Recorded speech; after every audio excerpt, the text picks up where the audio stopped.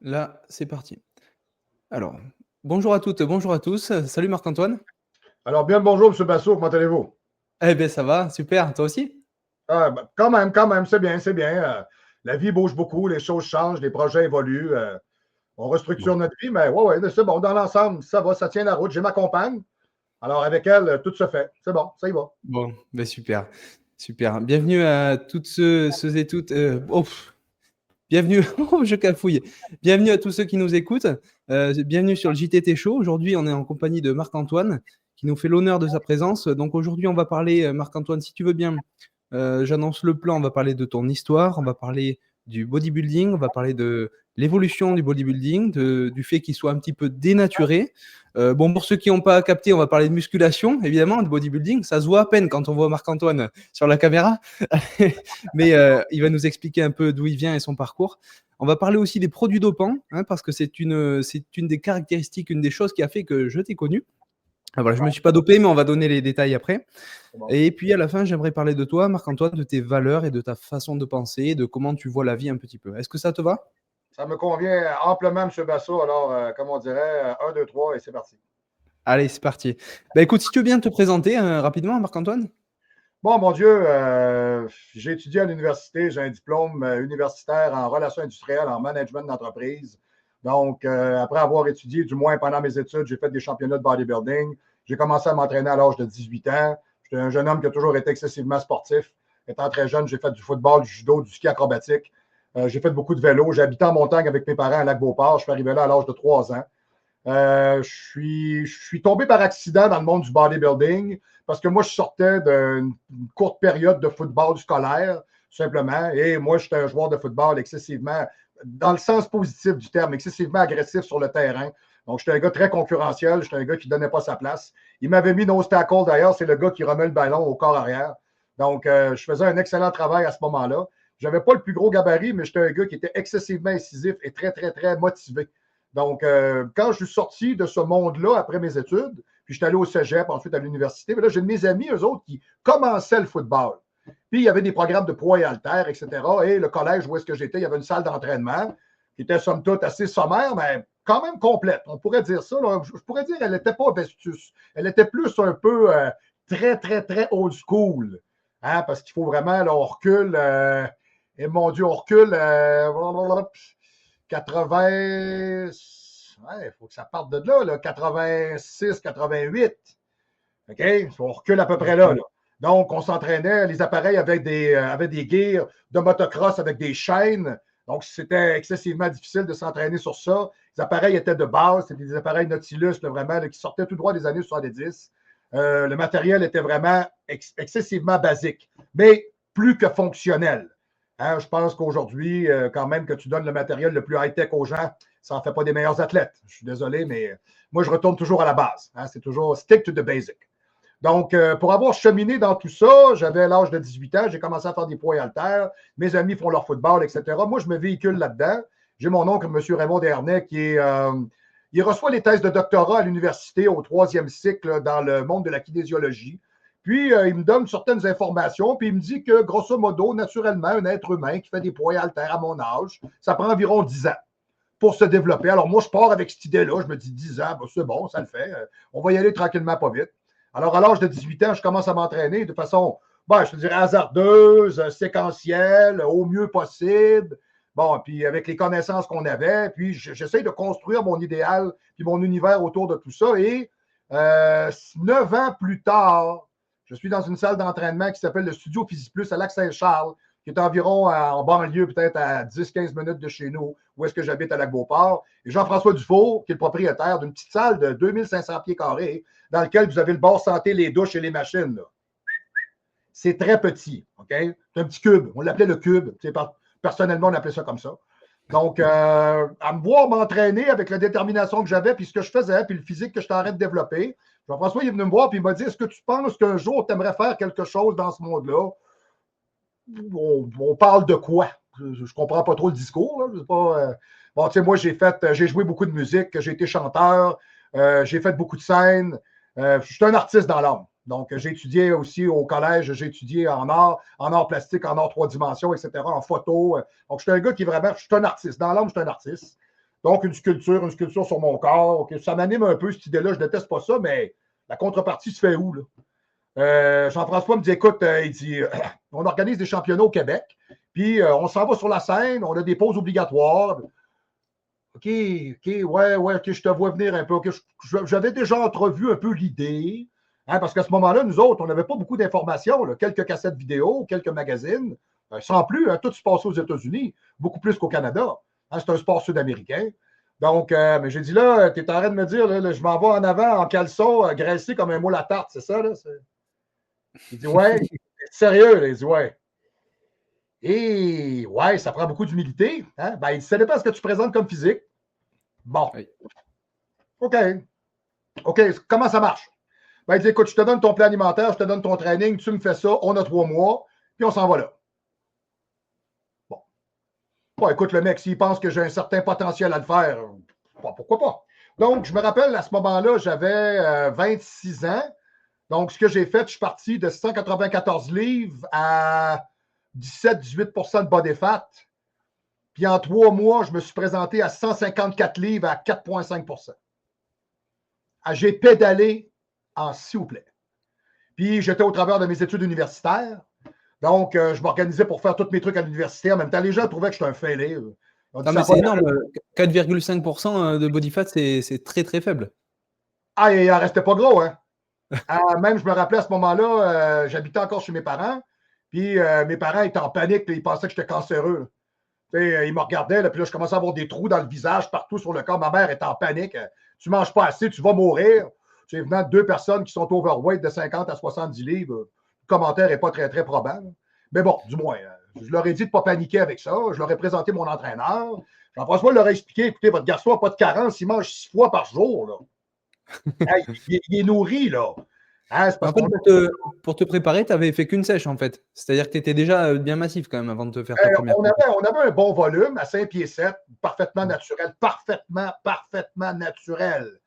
Même pas de créatine. Zéro. Multivitamine, calcium, magnésium, rien. Zéro. Même pas un pré-workout, une caféine. Je me prenais un bon café avant l'entraînement. C'était stimulant. Bon. C'était à peu près ça. Mon meilleur stimulant puis ma meilleure drogue, c'était ma musique. Alors, je mettais mes écouteurs, je partais, j'écoutais mon power metal, puis ça faisait la rue Michel. Et voilà.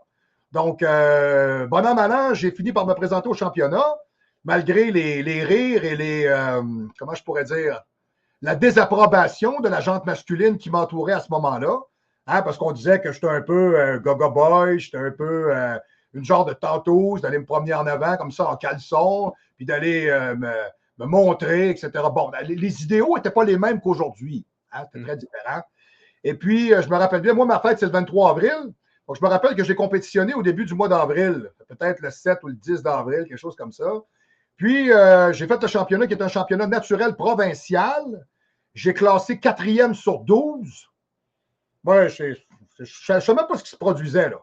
Je suis arrivé là-bas, j'ai regardé les autres dans ma classe, je me suis regardé, je me suis dit, bon, je pense que ça le fait, c'est pas mauvais. Il y avait 2-3 autres gars qui étaient là, je me disais, OK, eux autres sont forts un peu, eux autres. Mais c'est comme j'ai dit à mon entraîneur, j'ai dit aux autres, j'ai dit, c'est 154 livres maximum. Il dit, ouais, ils pèsent plus que ça. Il dit, non, ils pèsent pas plus que ça. Ils sont pas naturels. Bon, mais j'ai dit, c'est con, là, c'est un concours naturel. Il dit, ouais, pourquoi ils se pointent, là? Ben, OK.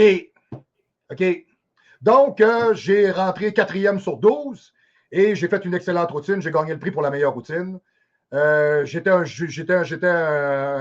des seniors. C'est ça, c'est en plus, on est senior, léger. Alors, 144 à 154. Moi, j'ai fait la barre. Je suis arrivé à 154, il a fallu que j'enlève mes lunettes. J'étais vraiment limite. Donc, j'ai mangé comme il faut ce matin-là. J'ai fait la scène. Donc, on avait dans la même journée le pré-jugement et la finale du soir dans la même journée. Très éprouvant quand tu n'as jamais fait ça de ta vie. Pas vraiment très gêné de voir des gens. Moi, j'aime la foule. Il pourrait être 20 000, mais ça ne me dérange pas. Moi, ce qui est important, c'est les 4 qui sont en bas qui me jugent. Le reste m'importe peu. Je n'ai pas ce problème-là. Je te coupe, pardon Marc-Antoine, je te coupe. Pour nos auditeurs francophones, ça fait 70 kilos, le poids de forme, le poids de scène, de compétition. Tu mesures combien?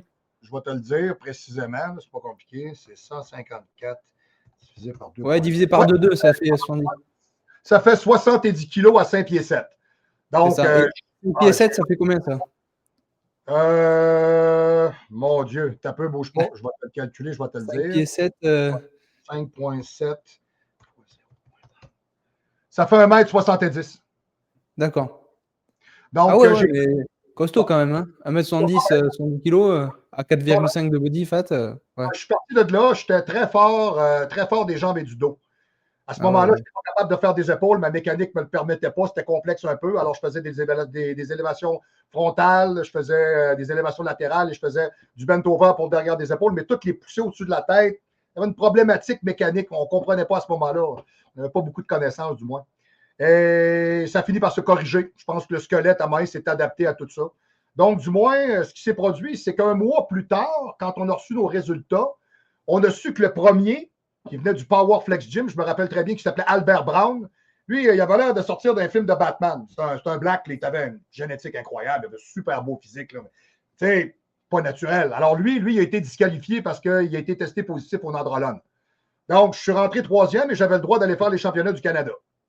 Bon, c'est intéressant. Puis j'avais invité des amis à la maison pour fêter tout ça. Et évidemment, ben, ceux-là qui riaient de moi un peu, c'est de mes chums. Ils m'agaçaient, mais tu sais, bon, ils t'agacent, mais ils t'agacent pas en même temps. Là. Alors, quand ils sont arrivés chez moi, puis ils ont vu le trophée, ils ont vu la médaille, ils ont vu. Alors, ils ont fait OK, OK, OK, finalement, c'est pas mauvais. Non, finalement, ça a l'air que c'est pas mauvais. Bon. Puis je savais pas trop cette journée-là quoi faire. Je suis allé faire mes pauses obligatoires. Quand ils ont fait le call-out pour le line-up des 5 finalistes, j'ai été nommé, puis je savais même pas quoi faire. Puis j'étais en arrière, je m'en allais comme ça, puis mon entraîneur, il dit OK, il faut que tu y ailles. Mais je vais faire quoi? Il dit tu fais des pauses de quoi? Il dit fais ce que tu as appris. Complètement, on te prend puis on te parachute. Salut, go, essaye ça. Donc, c'est là que ça a commencé, que j'ai appris tout ça. Puis quand j'ai vu que j'avais un certain potentiel à faire ça et que j'aimais faire ça, j'aimais beaucoup faire des chorégraphies, etc. Quand j'ai vu tout ça, ben, je suis tombé en amour avec ce sport-là parce que je trouvais que ce n'était pas à la portée de tout le monde, parce que c'est difficile à exécuter. Les chorégraphies, c'est pas facile à faire. Le posing, il faut que ce soit bien fait. Donc, je trouvais que c'était pas quelque chose pour tout le monde. Fait que je me suis dit, ouais, je pense que ça va m'amener un certain challenge. Alors, j'ai embarqué là-dedans à l'âge de 18 ans. Et à l'âge de 53 ans encore aujourd'hui, je suis là. Puis j'ai compétitionné en 96, en 2000, en 2001, en 2003 deux fois, en 2004, en 2005, en 2007, en 2008 deux fois, en 2009. 2010-2011, j'ai parti mon commerce, c'était un délire total. J'ai fait 2015, 2019. Puis après ça, ben là, en 2020, ben là, ils nous demandaient de nous mettre une couche en plein visage pour aller non, là, ça a été non. Là. Non, j'ai dit non, non, non, non. Moi, je suis une personne santé, là. C'est tout sauf santé. Alors, je vais vous donner mon opinion. Alors, j'ai dit, OK, alors je ne mettrai pas de masque et je ne retournerai pas en championnat parce que je trouve que c'est ridicule. Mais même à ma dernière compétition, qui était à Montréal, qui était avec la CPA, le Canadian Physique Alliance, on commençait déjà à voir à ce moment-là une tendance très forte avec différents types de classes pour les femmes, surtout des bikinis wellness, etc. Donc, sur 250 athlètes enregistrés bodybuilding, il y avait 200 femmes bikini. Ouais. Tu sais, je me rappelle très bien, en 2003, j'ai fait le championnat de la province. Je suis rentré 4e sur 15. J'ai gagné le prix de la meilleure routine encore. Je suis arrivé en parfaite condition. Je suis arrivé à 178 livres collés. J'ai travaillé fort pendant ce temps-là. J'ai continué à monter mon physique. J'ai commencé léger, puis j'ai atterri mi-lourd. Aujourd'hui, je suis mi-lourd. Donc, j'ai grimpé tranquillement. Puis je me rappelle très bien, cette année-là, j'avais fait une routine avec Slayer. Ça avait été vraiment très, très, très, très bien applaudi et ça avait vraiment été super bien accueilli. Et là, c'est quoi que tu appelles la meilleure routine? C'est un terme que je connais pas. OK, bon, ben, tout simplement, c'est la prestation avec la musique. Ah ouais, ouais, d'accord. Donc, c'est le posing, en fait. Oui, oui, voilà, exact. Okay. Donc, j'ai toujours été nominé pour faire d'excellentes routines, tout le temps. Je fais toujours quelque chose que les autres ne font pas. Est-ce que je suis meilleur? Est-ce que non, j'aime ça. C'est tout, j'aime faire ça. Je trouve ça intéressant de montrer le travail que tu as fait avec une musique qui t'anime. Je suis un artiste. Donc, moi, je trouve ça super emballant. Puis, du moins, ben, cette année-là, ça, je peux vous donner un exemple, on est en 2003. Puis, on avait au championnat de la province, la crème de la crème, le top du top dans la province de Québec. On devait être environ 75 athlètes à tout casser. Il n'y a pas de ballon blanche, il n'y a pas de personne qui n'est pas bon, là. Tout le monde est excellent. Et ce ne sont que des femmes et des hommes culturistes. Point. Et on avait quelques femmes qu'on appelait le body fitness. Alors ça, c'est ce qui transcende le bikini aujourd'hui. Donc, c'est la voisine d'à côté là, qui est en super forme. Hein, c'est un peu ce qu'on recherche. On recherche là, la belle madame. C'est un peu ce qu'on veut. Les bustes saillants, les beaux petits fessiers, les creux de triceps, les belles lignes de dos, la ligne de corps bien proportionnée, etc., etc. Et c'était tout. À part ça, c'est pas compliqué, c'était culturiste, femme culturiste. Poids léger, poids moyen, moi j'appelle ça femme troc, femme lourde. Puis ensuite de ça, ben, tu avais les classes d'hommes standards, tu avais les bantams, tu avais les légers, tu avais les moyens, tu avais des mi-moyens, tu avais des mi-lourds, tu avais des lourds et des super lourds. Super lourd, plus rare un peu, mais il y en a, hein, c'est 225 et plus. Dernier championnat que j'ai fait, j'étais master, 40 ans et plus. Puis moi, je suis mis lourd, puis ils m'ont mis avec 2 super lourds. Alors moi, je me suis retrouvé dans une classe où on était 3. J'avais un gars de 270 à côté de moi, un gars de 225, puis moi, j'étais à 192. Ah ben ouais. Bon, je me sentais un peu comme un nain parmi les géants, mais ils m'ont mis quand même deuxième pour la ligne puis la prestation. Le gars qui a choisi le premier, ben lui, il a des bras et des épaules au Saint-Olme. Ça dépend de ce que tu cherches. Moi, je ne pense pas que ça vaille la peine de. Moi, je n'embarque pas là-dedans, mais bon, du moins. C'est sûr. Donc, Marc-Antoine, avant de parler sur le bodybuilding, son évolution et ce que tu peux faire comme remarque là-dessus, c'est super intéressant. Je voulais terminer un peu sur ton histoire. Toi, moi, je t'ai connu pour être un coach sur YouTube qui parlait un petit peu au grand public francophone, un petit peu du bodybuilding, comment s'entraîner, etc. Tu es coach depuis longtemps, depuis le début, en fait, ou pas? j'ai parti ça en l'an 2000, donc ça fait 25 ans, et humblement, je suis capable de dire que depuis les 10 dernières années, je suis professionnel. Ça, je peux dire ça parce que ça n'arrive pas du jour au lendemain. J'apprends encore aujourd'hui beaucoup. Donc, oui, effectivement, je me suis fait connaître comme entraîneur. En l'an 2000, j'ai parti ma business. 2003, j'ai rejoint Marc Sauvet. J'ai travaillé avec lui pendant 2 ans. J'ai eu différents mentors, comme Roberto Sabatini, comme Daniel Bérubé. J'ai eu différentes personnes avec qui j'ai travaillé, des amis à moi, etc. Mais je me suis défini comme entraîneur et j'étais un autodidacte. J'ai appris, j'ai pris mes cours, j'ai monté. En 10 ans, les 10 premières années de travail, de 2000 à 2010, j'ai fait, on pourrait dire, mettons, de 2000 à 2012, 2013, j'ai fait 30 000 heures de plateau avec des clients dans des gyms. Donc aujourd'hui, ceux qui se définissent comme étant des entraîneurs sur Internet, là, excusez-moi, là, je trouve ça régurgité un petit peu. Là. Je vais juste rester poli, là, mais on n'est pas dans le high class. On n'est pas dans ce qu'on appelle un entraîneur. Tu n'es pas un entraîneur. Tu es une photo derrière un écran qui envoie une feuille à un client. C'est d'une travestie et d'un grotesque que je ne m'explique pas. Oui, on en avait, on l'avait vraiment abordé légèrement ce sujet-là en privé tous les deux. Toi, tu es vraiment contre le coaching à distance, a priori. Je ne dis pas que je suis contre ça. Je dis que c'est pas. OK. Je veux construire un athlète pour l'amener en championnat. Bon. Est-ce que je suis avec lui à la salle? Est-ce que je le vois s'entraîner? Est-ce que j'ai le pouls avec lui? Est-ce que je suis au feu puis au sang avec lui? Est-ce que je l'amène au 3e effort? Où est-ce que ça va commencer à compter pour le développer? Est-ce que je suis là pour être avec lui puis le pousser? Non. Je me fie sur le bon oui-dire des gens, je me fie sur ce qu'ils me disent, je me fie sur des photos. Je sais que j'ai des excellents guerriers. J'entraîne des gars, entre autres.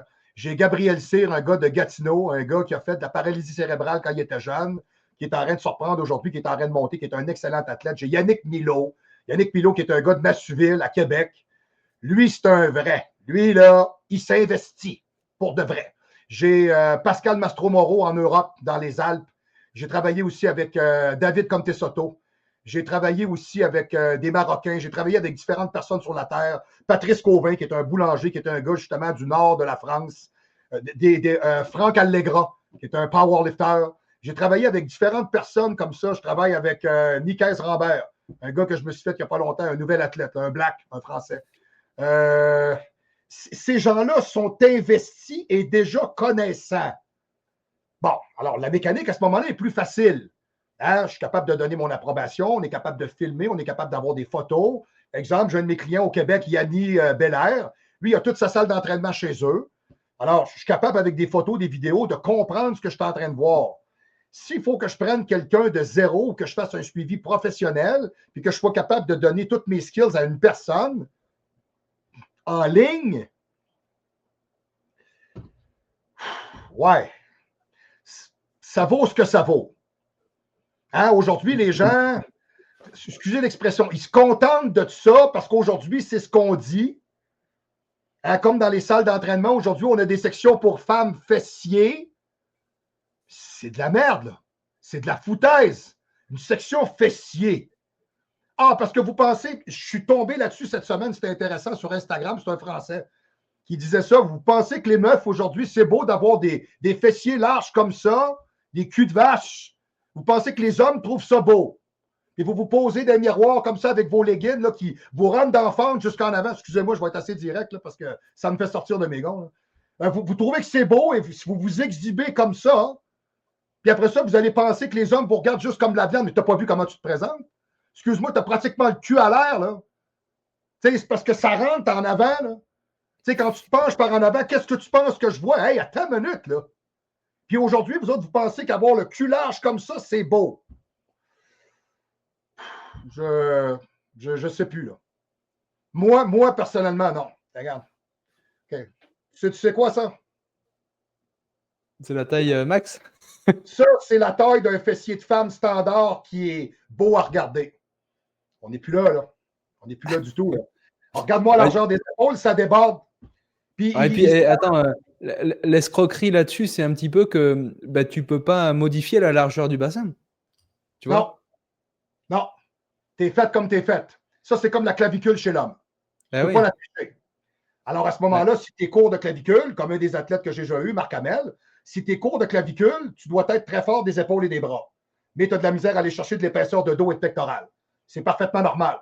Alors, les poses de face, on va te les faire un peu de côté. Et les poses de côté vont être les plus fortes. Et dans ta routine, on va miser là-dessus. C'est ça le bodybuilding. C'est de miser sur ses points forts. Dorian Yates n'a jamais eu les meilleurs bras. Il n'était pas comme Ronnie Coleman. Il n'était pas comme Flex Wheeler. Mais cuisse, pectoral, dos, imbattable. La densité musculaire était imbattable et la ligne de corps était super belle. Ouais. Donc, tu fais quoi? Ils maximisent les poses qu'ils mettent le plus en valeur. C'est ça le bodybuilding. Aujourd'hui, on donne accès à n'importe quel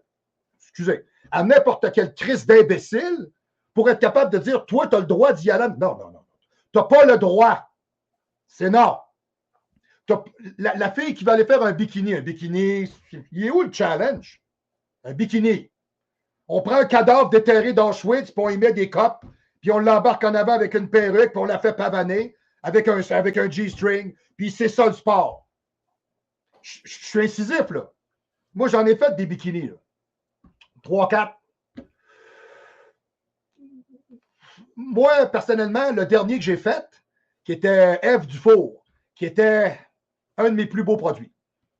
La fille était belle, sexée, musculaire, détachée, découpée, un beau regard, une belle posture, une joueuse de soccer. Le foot, une joueuse de foot. Des cuisses, mon ami, là. Pas avec un fessier comme ça, là. Et pas des cuisses. Non. Athlétique. Tu sais, tu le regardes, tu fais, oh boy, wow, OK, ça c'est beau. Le buste, pas trop proéminent. Moi, j'aime ça peut-être un peu plus, mais bon, ça allait avec les épaules, les bras. Tout était bien détaché. Ben, les juges, ils me l'ont classé, je pense, sur 25, ils l'ont classé 7-8e. Le directeur des juges, il vient me voir, il dit, ouais, il dit, parce qu'elle est trop musculaire, ta fille. Ben, c'est où que j'ai fait l'erreur, là? C'est un championnat de culturiste, non? Ouais. C'est bikini. Non, t'as peu, là. C'est un concours de muscles. Ouais. C'est où est-ce que je fais l'erreur, là? Je compare ça avec les boudins à côté, là, qui ont juste mis des bourrures, puis qui n'ont pas un once de muscle. C'est ça. C'est ça, faire un bikini. Ben écoute, je vais aller chercher n'importe quelle danseuse dans un club d'effeuilleuses, puis je vais y mettre un maillot, et c'est parti, hein? La Rivinette qui a fait ça à Montréal. Il a prouvé à tout le monde la ridiculité de ce sport-là. Il est allé chercher une danseuse effeuilleuse dans un club qui s'entraîne déjà, qui a déjà un excellent physique, là, qui est grosse comme un fil. Il l'a déshydraté en 24 heures, il l'a mis en avant, est arrivé première. Ouais. Larry, des fois, je parlais de ça avec, on était mort de rire. On dit, tu comprends-tu aujourd'hui pourquoi ça pue l'essence même de l'effort? J'ai même une fille à la salle où est-ce que je travaille, une petite demoiselle, une arabe. Sabrina. Puis elle a fait un concours, elle a fait un bikini. Tu sais, les Arabes, ils ont des beaux génétiques, tout en rondeur, hein, tu sais, vraiment. Là. J'ai dit, pourquoi tu fais juste un bikini? Ah, ben là, j'ai pas assez de fessiers. Non, excuse, ton fessier est assez gros. Ton fessier est plus large que ta taille. Là, on arrête. Là, ça commence à. Excuse-moi, je te regarde, c'est clownesque un peu. Moi, j'aime pas ça. Moi, j'ai 53 ans, je te regarde, excuse-moi, là. OK. Tu manques peut-être un peu de jambes, mais tes jambes sont super belles. Ton haut de corps, t'as chié. Il faut vraiment que tu travailles, puis tu es développable. Mais je te regarde t'entraîner. Tu fais des splits de pull and push, tu fais. C'est de la merde. C'est de la merde. Tu arrives au gymnase, tu fais 2 exercices de pectoral. Excuse-moi. Tu as 2 bins sur un playwood. Tu n'en as pas. Pourquoi tu fais du pectoral? Arrête. Et là, j'arrive en avant, puis je mets des bourrures. Ouais, ça paraît aussi. C'est pas beau. Alors, tu développes tout le bas, puis le haut est mal construit. Ouais. Je vais te poser une question. Quand tu vois un gars qui a juste du haut de corps, pas de jambes, qu'est-ce que ça te dit? C'est ridicule un peu. Et tu viens de répondre à ma question. C'est en plein ça. Mais tu vois, le bodybuilding, bon, c'est un domaine que je suis de loin un petit peu. J'ai jamais fait de compétition, mais j'ai été très assidu en consommation de contenu pendant quelques années. Et je pense que il y a un changement un petit peu de paradigme parce que les Mister Olympia, les gars comme ça, ils sont vraiment énormes, ils sont hors de portée. Donc forcément, le gars qui débute la musculation, son modèle, c'est pas le Mister Olympia, c'est le mec d'Instagram, tu vois, et pareil pour les filles. Donc, je pense que c'est pour ça que maintenant, c'est ceux-là qu'on glorifie, ces physiques entre guillemets esthétiques et qui correspondent plus à des critères, des concours de beauté, comme tu dis. C'est ça, hein? Oui, tu as raison, parce que moi, j'ai fait une capsule sur la durée de vie des culturistes. Et les culturistes des années 60-70, en majeure partie, vivent jusqu'à 78-85 ans. Et les culturistes des années 80-90, eux autres sont encore bien vivants. Et les culturistes des années 2000-2010 meurent à 35 ans. Tu dis, qu'est-ce qui s'est en train de se passer? Ben oui, c'est parce que ce qu'on faisait avant, c'était le sport et c'était le vrai sport. Et on recherchait des lignes de corps. On recherchait un esthétisme de physique. On recherchait des gens qui étaient uniques, des gens qui avaient quelque chose que les autres n'avaient pas. Aujourd'hui, ben, tu es capable de prendre un âne, tu es capable de le doper pour en faire un cheval de course, mais ça restera toujours un âne. Et c'est tout. Ça circule en ce moment un peu là, sur Instagram, c'est rigolo parce qu'il y a comme une espèce de petite une guéguerre là, un peu là, entre Dorian Yates puis voyons comment est-ce qu'il s'appelle? Derek Lansford, qui a gagné l'Olympia cette année. Puis c'est parce qu'il y a eu un podcast, puis c'est Chris Cormier, puis Dorian Yates, puis le gars qui fait le podcast, qui est un black, je ne connais pas. Puis le black, il demande à Dorian Yates, il dit, puis là, tu vois Derek Lansford faire sa routine posée, il dit, toi, tu retournes en 1992-94, un gars comme ça se pointe à côté de toi sur un stage. Il dit, tu penses-tu que tu ne gagnes pas? Et Dorian Yates part à rire. Et Chris Cormier, à côté de lui, rit. Pourquoi il rit? Il rit parce qu'aujourd'hui, c'est de la sarcoplasmie. C'est soufflé. Ça ne se peut pas que tous les gars aient toute la même ligne, qu'ils aient toutes les jambes comme des ballons, qu'ils aient toute la clavicule large, qu'ils aient toutes les épaules comme des pamplemousses, qu'ils aient tous les biceps ronds. C'est impossible. Alors, ils sont tous tombés dans la même potion. On appelle ça l'insuline. C'est tout. L'insuline, ouais, c'est ce qui fait le gros ventre aussi. Oui. Et ça va provoquer, parce que si c'est juste l'hormone de croissance, il y a des athlètes avec qui ça ne fait pas un gros problème. Et tout dépendant du dosage. Vous avez un athlète en ce moment, un pseudo-culturiste qui sort de la Russie. Là. Le gars, je pense qu'il utilise environ 75 à 90 unités d'hormones de croissance par jour. Vous devriez voir de quoi il a de l'air. C'est parce que le gars, il a à peu près peut-être 24-25 ans, mais il a l'air plus vieux que moi. Eh oui. Il a carrément l'air d'un mutant. Tu le regardes, tu fais. Tu sais, c'est complètement exacerbé. Là. Tu fais, ouais. OK, moi, ma grande question. Moi, je vais reculer, on va faire la machine à remonter le temps. Moi, je me rappelle, on a vu l'évolution des physiques se faire avec Arnold Schwarzenegger, Lee Haney, etc. Et on a atteint un certain sommet quand on a vu Dorian Yates, qui a redéfini les standards de masse, d'esthétique, de balancement et de définition et de point d'insertion des muscles et de sèche, qui était outstanding. À ce moment-là, tu regardais ce gars-là, Tu n'as jamais vu une bête grosse comme lui, définie, puis collée, puis sec comme lui. Et ensuite de ça, il y a un être humain sur la planète Terre qui a redéfini ça, qui, à mon avis, à moi, avec Dorian Yates, resteront les piliers qui ont vraiment prouvé hors de tout doute raisonnable sur la planète Terre qu'un être humain pouvait se pousser au maximum. Et passer ces gens-là, il n'existe plus rien pour moi.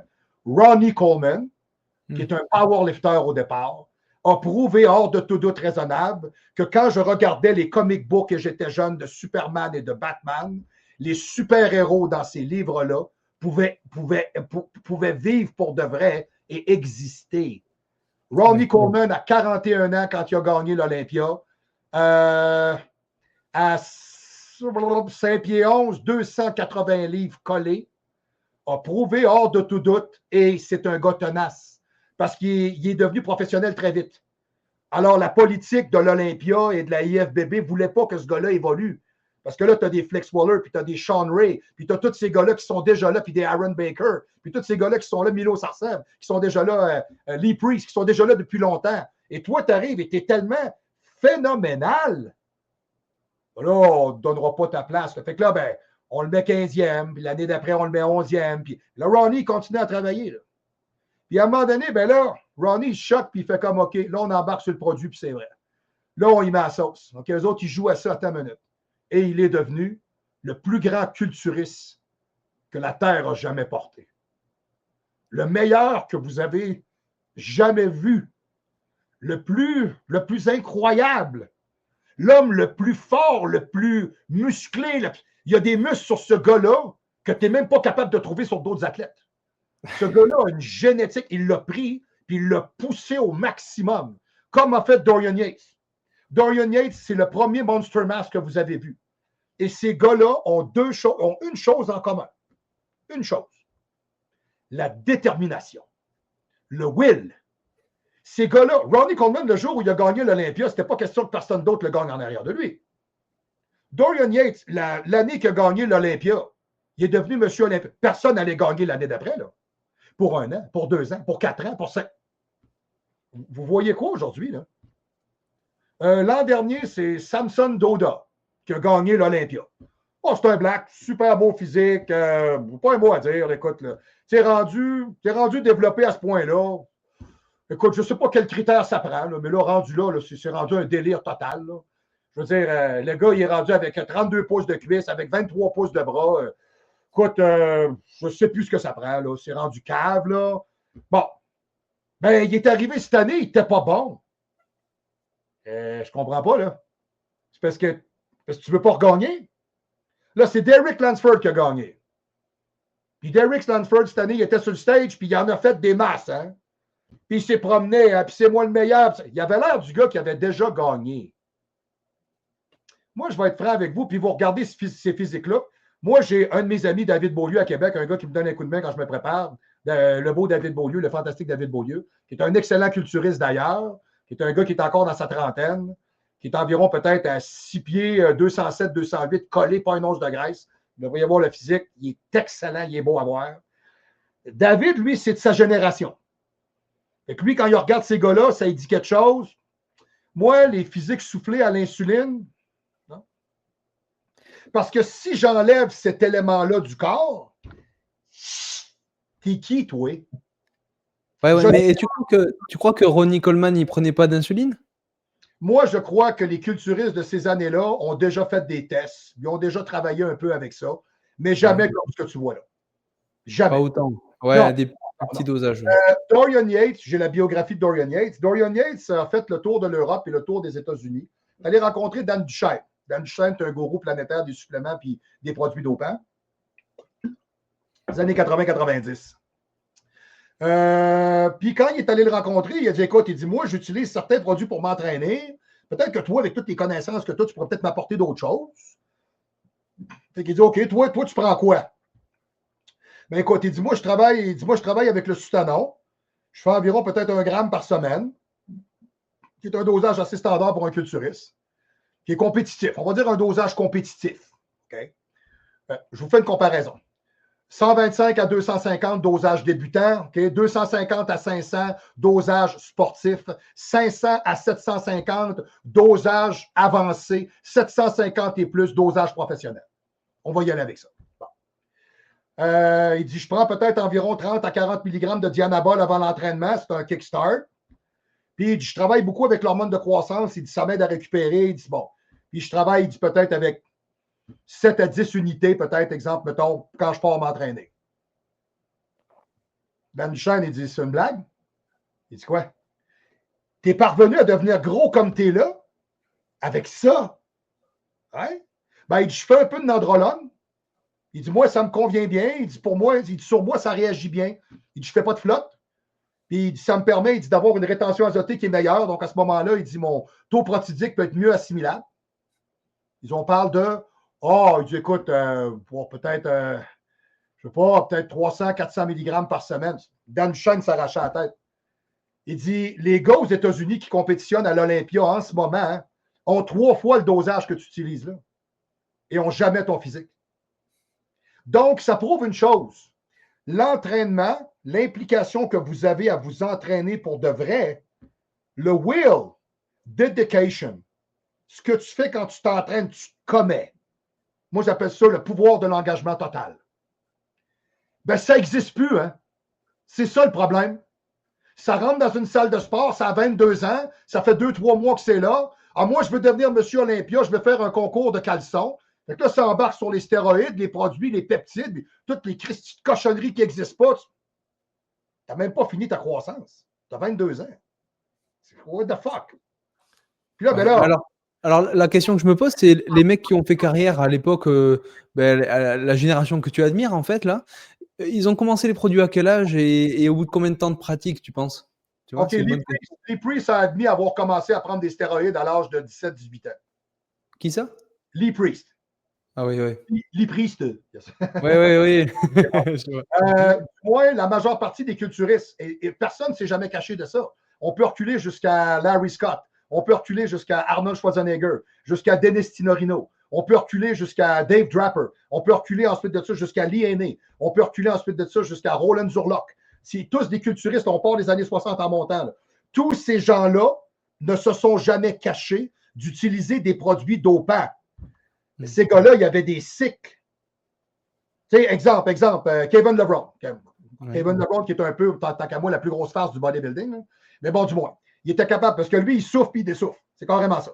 Donc, lui, quand il se prépare pour un championnat, il se prépare pour l'Olympia, c'est 6 mois.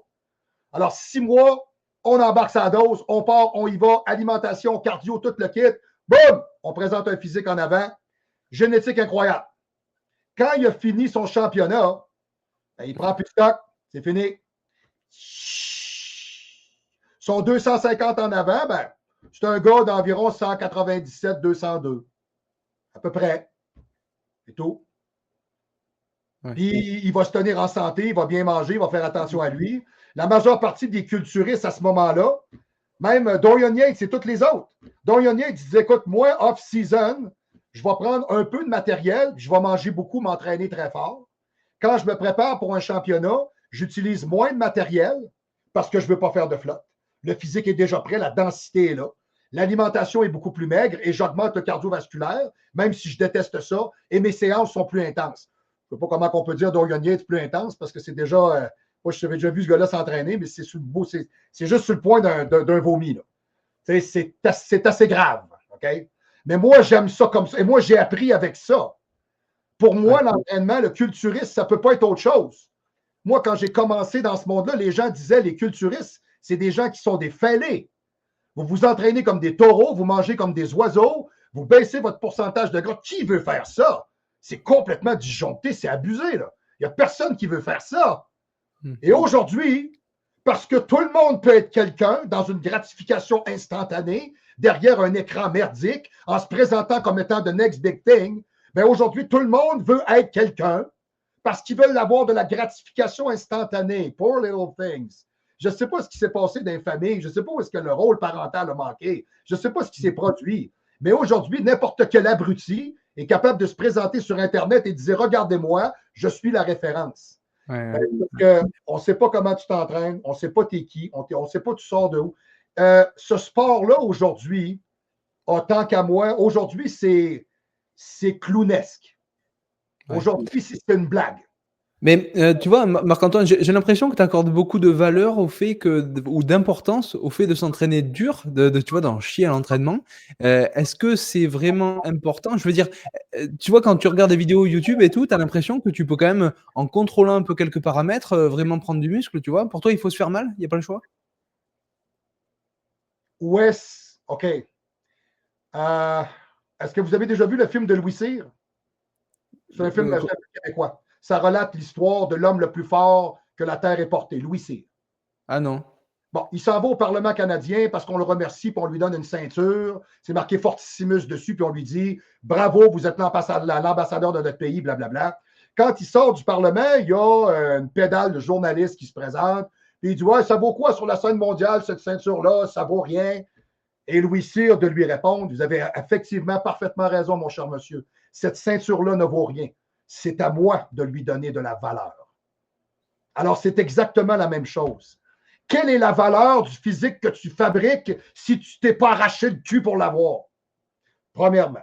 Deuxièmement, un physique construit avec détermination et violence et force et assiduité et agressivité positive perdure dans le temps. Moi, en ce moment, je suis sur un cycle de stéroïdes.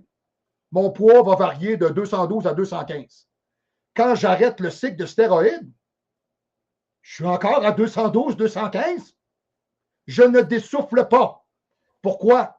Parce que la densité de mon muscle, elle est vraie, parce que je l'ai travaillé. Pour reprendre l'expression d'une entraîneuse de France, je n'ai pas bâti sur du sable. J'ai construit quelque chose de vrai. Le fondement même squelettique musculo de mon corps existe pour de vrai. Je ne suis pas juste une parure que j'ai soufflée. Alors, aujourd'hui, c'est ce qu'on essaye de vendre aux gens.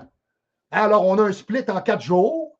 Il faut que tu te reposes le plus possible. Il ne faut pas trop que tu bouges. Il faut que tu prennes des produits. Ça va aller mieux.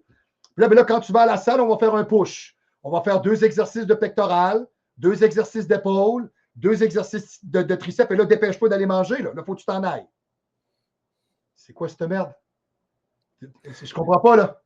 2 exercices de triceps. Puis toi, tu es capable d'avoir 22 pouces de bras avec ça. Elle m'a dit une affaire, je ne sais pas ce que tu prends comme produit, mais tu dois en prendre, mais pas à peu près. Parce que pour forger des physiques comme ceux-là, non. Non.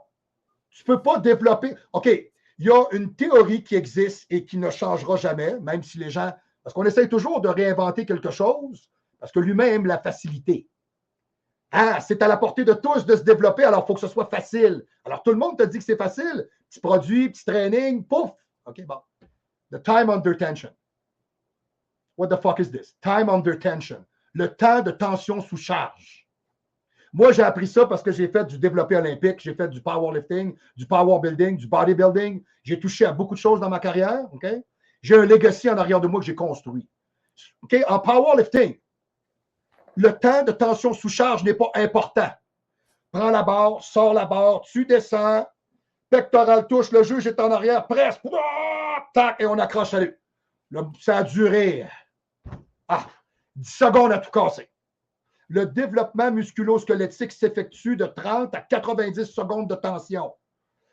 Ben, tu vas me dire, ouais, mais tu sais, en powerlifting, il y a des gros bonhommes. Ah ouais, par intérim, le corps va grossir parce que le stress oxydatif et je pourrais dire la déchirure, la brûlure et la tension, le stress qu'on met au corps est tellement gros que le corps se protège. Alors, quand il se sent agressé, il grossit. Il fait comme oh, je te vois venir. Je vais encore me charger ça comme un enragé. Là. Je vais me protéger. Il grossit. Puis, souvent, on va se dire, les powerlifters, ils sont pas minces. Hein? Ils sont gras un petit peu, hein? Ils sont un petit peu de bide. Ils sont gras aux fessiers, aux jambes, mais ils en ont besoin parce que ça les aide à forcer. Le bodybuilder, lui, il en a moins de besoin. Donc, le bodybuilder a besoin de tension sous charge. Alors, quand on exécute un mouvement, le mouvement doit prendre au minimum 30 secondes. Alors, je me prends une paire d'haltères, je m'installe au banc, incliné avec mes haltères, développé au banc à 15 degrés, je pars avec mes haltères, je m'en vais jamais complètement jusqu'en haut parce que je fais du triceps et de l'épaule, je m'en viens en bas, touche le pectoral, mi-chemin. Quand j'arrive à mi-chemin, je l'arrête, contraction, descendre en bas complètement arrêté et je fais des séries de 10, 12, 15, parce que le temps de tension sous charge doit être assez long pour permettre ce qu'on appelle l'hypertrophie. Si vous n'avez pas ça, vous ne construisez rien. Alors, exemple, je fais faire des séries des fois aux gens au leg press, une méthode qui vient de l'Europe de l'Est, du 3, du 5, du 7, du 11 minutes, du 9 minutes. Les gens disent, t'es un fêlé? Non. 3 minutes en dessous de la presse. 3 minutes. Je te jure que comme ça. Oui. Moi, j'ai réalisé, moi, j'ai été capable de faire 11 minutes avec 4 plaques chaque côté. Bienvenue en enfer.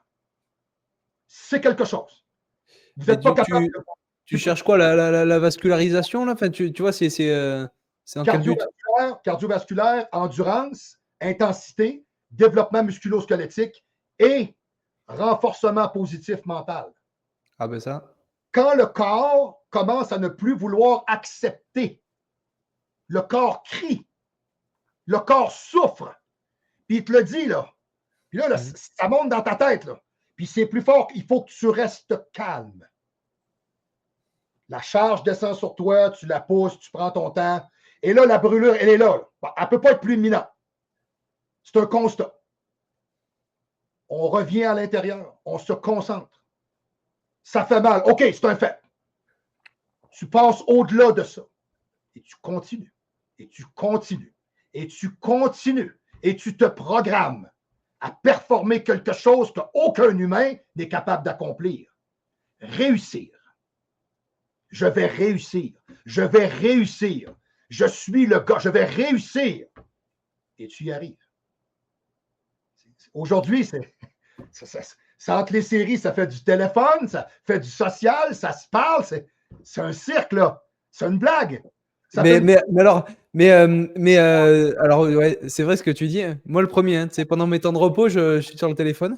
Moi, je le comprends juste pas. Je respecte ça. Non, mais alors, explique-moi deux choses. Explique-moi pourquoi c'est pas bon et qu'est-ce que je devrais faire à la place. The telephone hijack your focus. OK. Quand on travaille dans une salle d'entraînement, on doit premièrement, la veille du training, exemple, moi, hier, je savais qu'aujourd'hui, j'allais faire du dos. Et je connais tous mes exercices. Et je connais toutes mes répétitions. Pas parce que le training, je le connais par cœur. Je l'ai regardé hier. Je l'ai mis dans ma tête. Là, je vais aller à la salle. Je sais exactement ce que je m'en vais faire. Je sais exactement ce que je vais cibler. Je sais exactement comment ce que je vais travailler. Je sais exactement combien de temps ça va me prendre. J'ai programmé mon corps à aller travailler. C'est un ordinateur. You train with your brain. Première chose. Deuxièmement, tu arrives à la salle, tu te réchauffes, tu t'étires, tu te prépares. On part, on y va. Entre tes séries, tu dois essayer d'attacher ton esprit avec ton corps pour être capable de faire en sorte que le développement devient durable et imminent. Si tu es dérangé, c'est pour ça d'ailleurs que je m'entraîne toujours avec des écouteurs et de la musique. Exemple, je suis en train de faire un rowing pour le dos, je dépose les poids, j'ai mes écouteurs, etc. Je regarde le plancher et je marche autour du banc. Tranquillement, je reprends mon souffle, shallow my breath, tranquillement. Je ne suis pas dérangé par qui que ce soit autour de moi. Rien. Un téléphone? Non. Là, il y a de l'information qui commence à rentrer.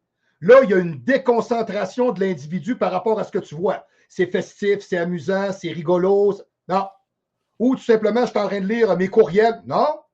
Je suis un homme d'affaires, ça fait 25 ans.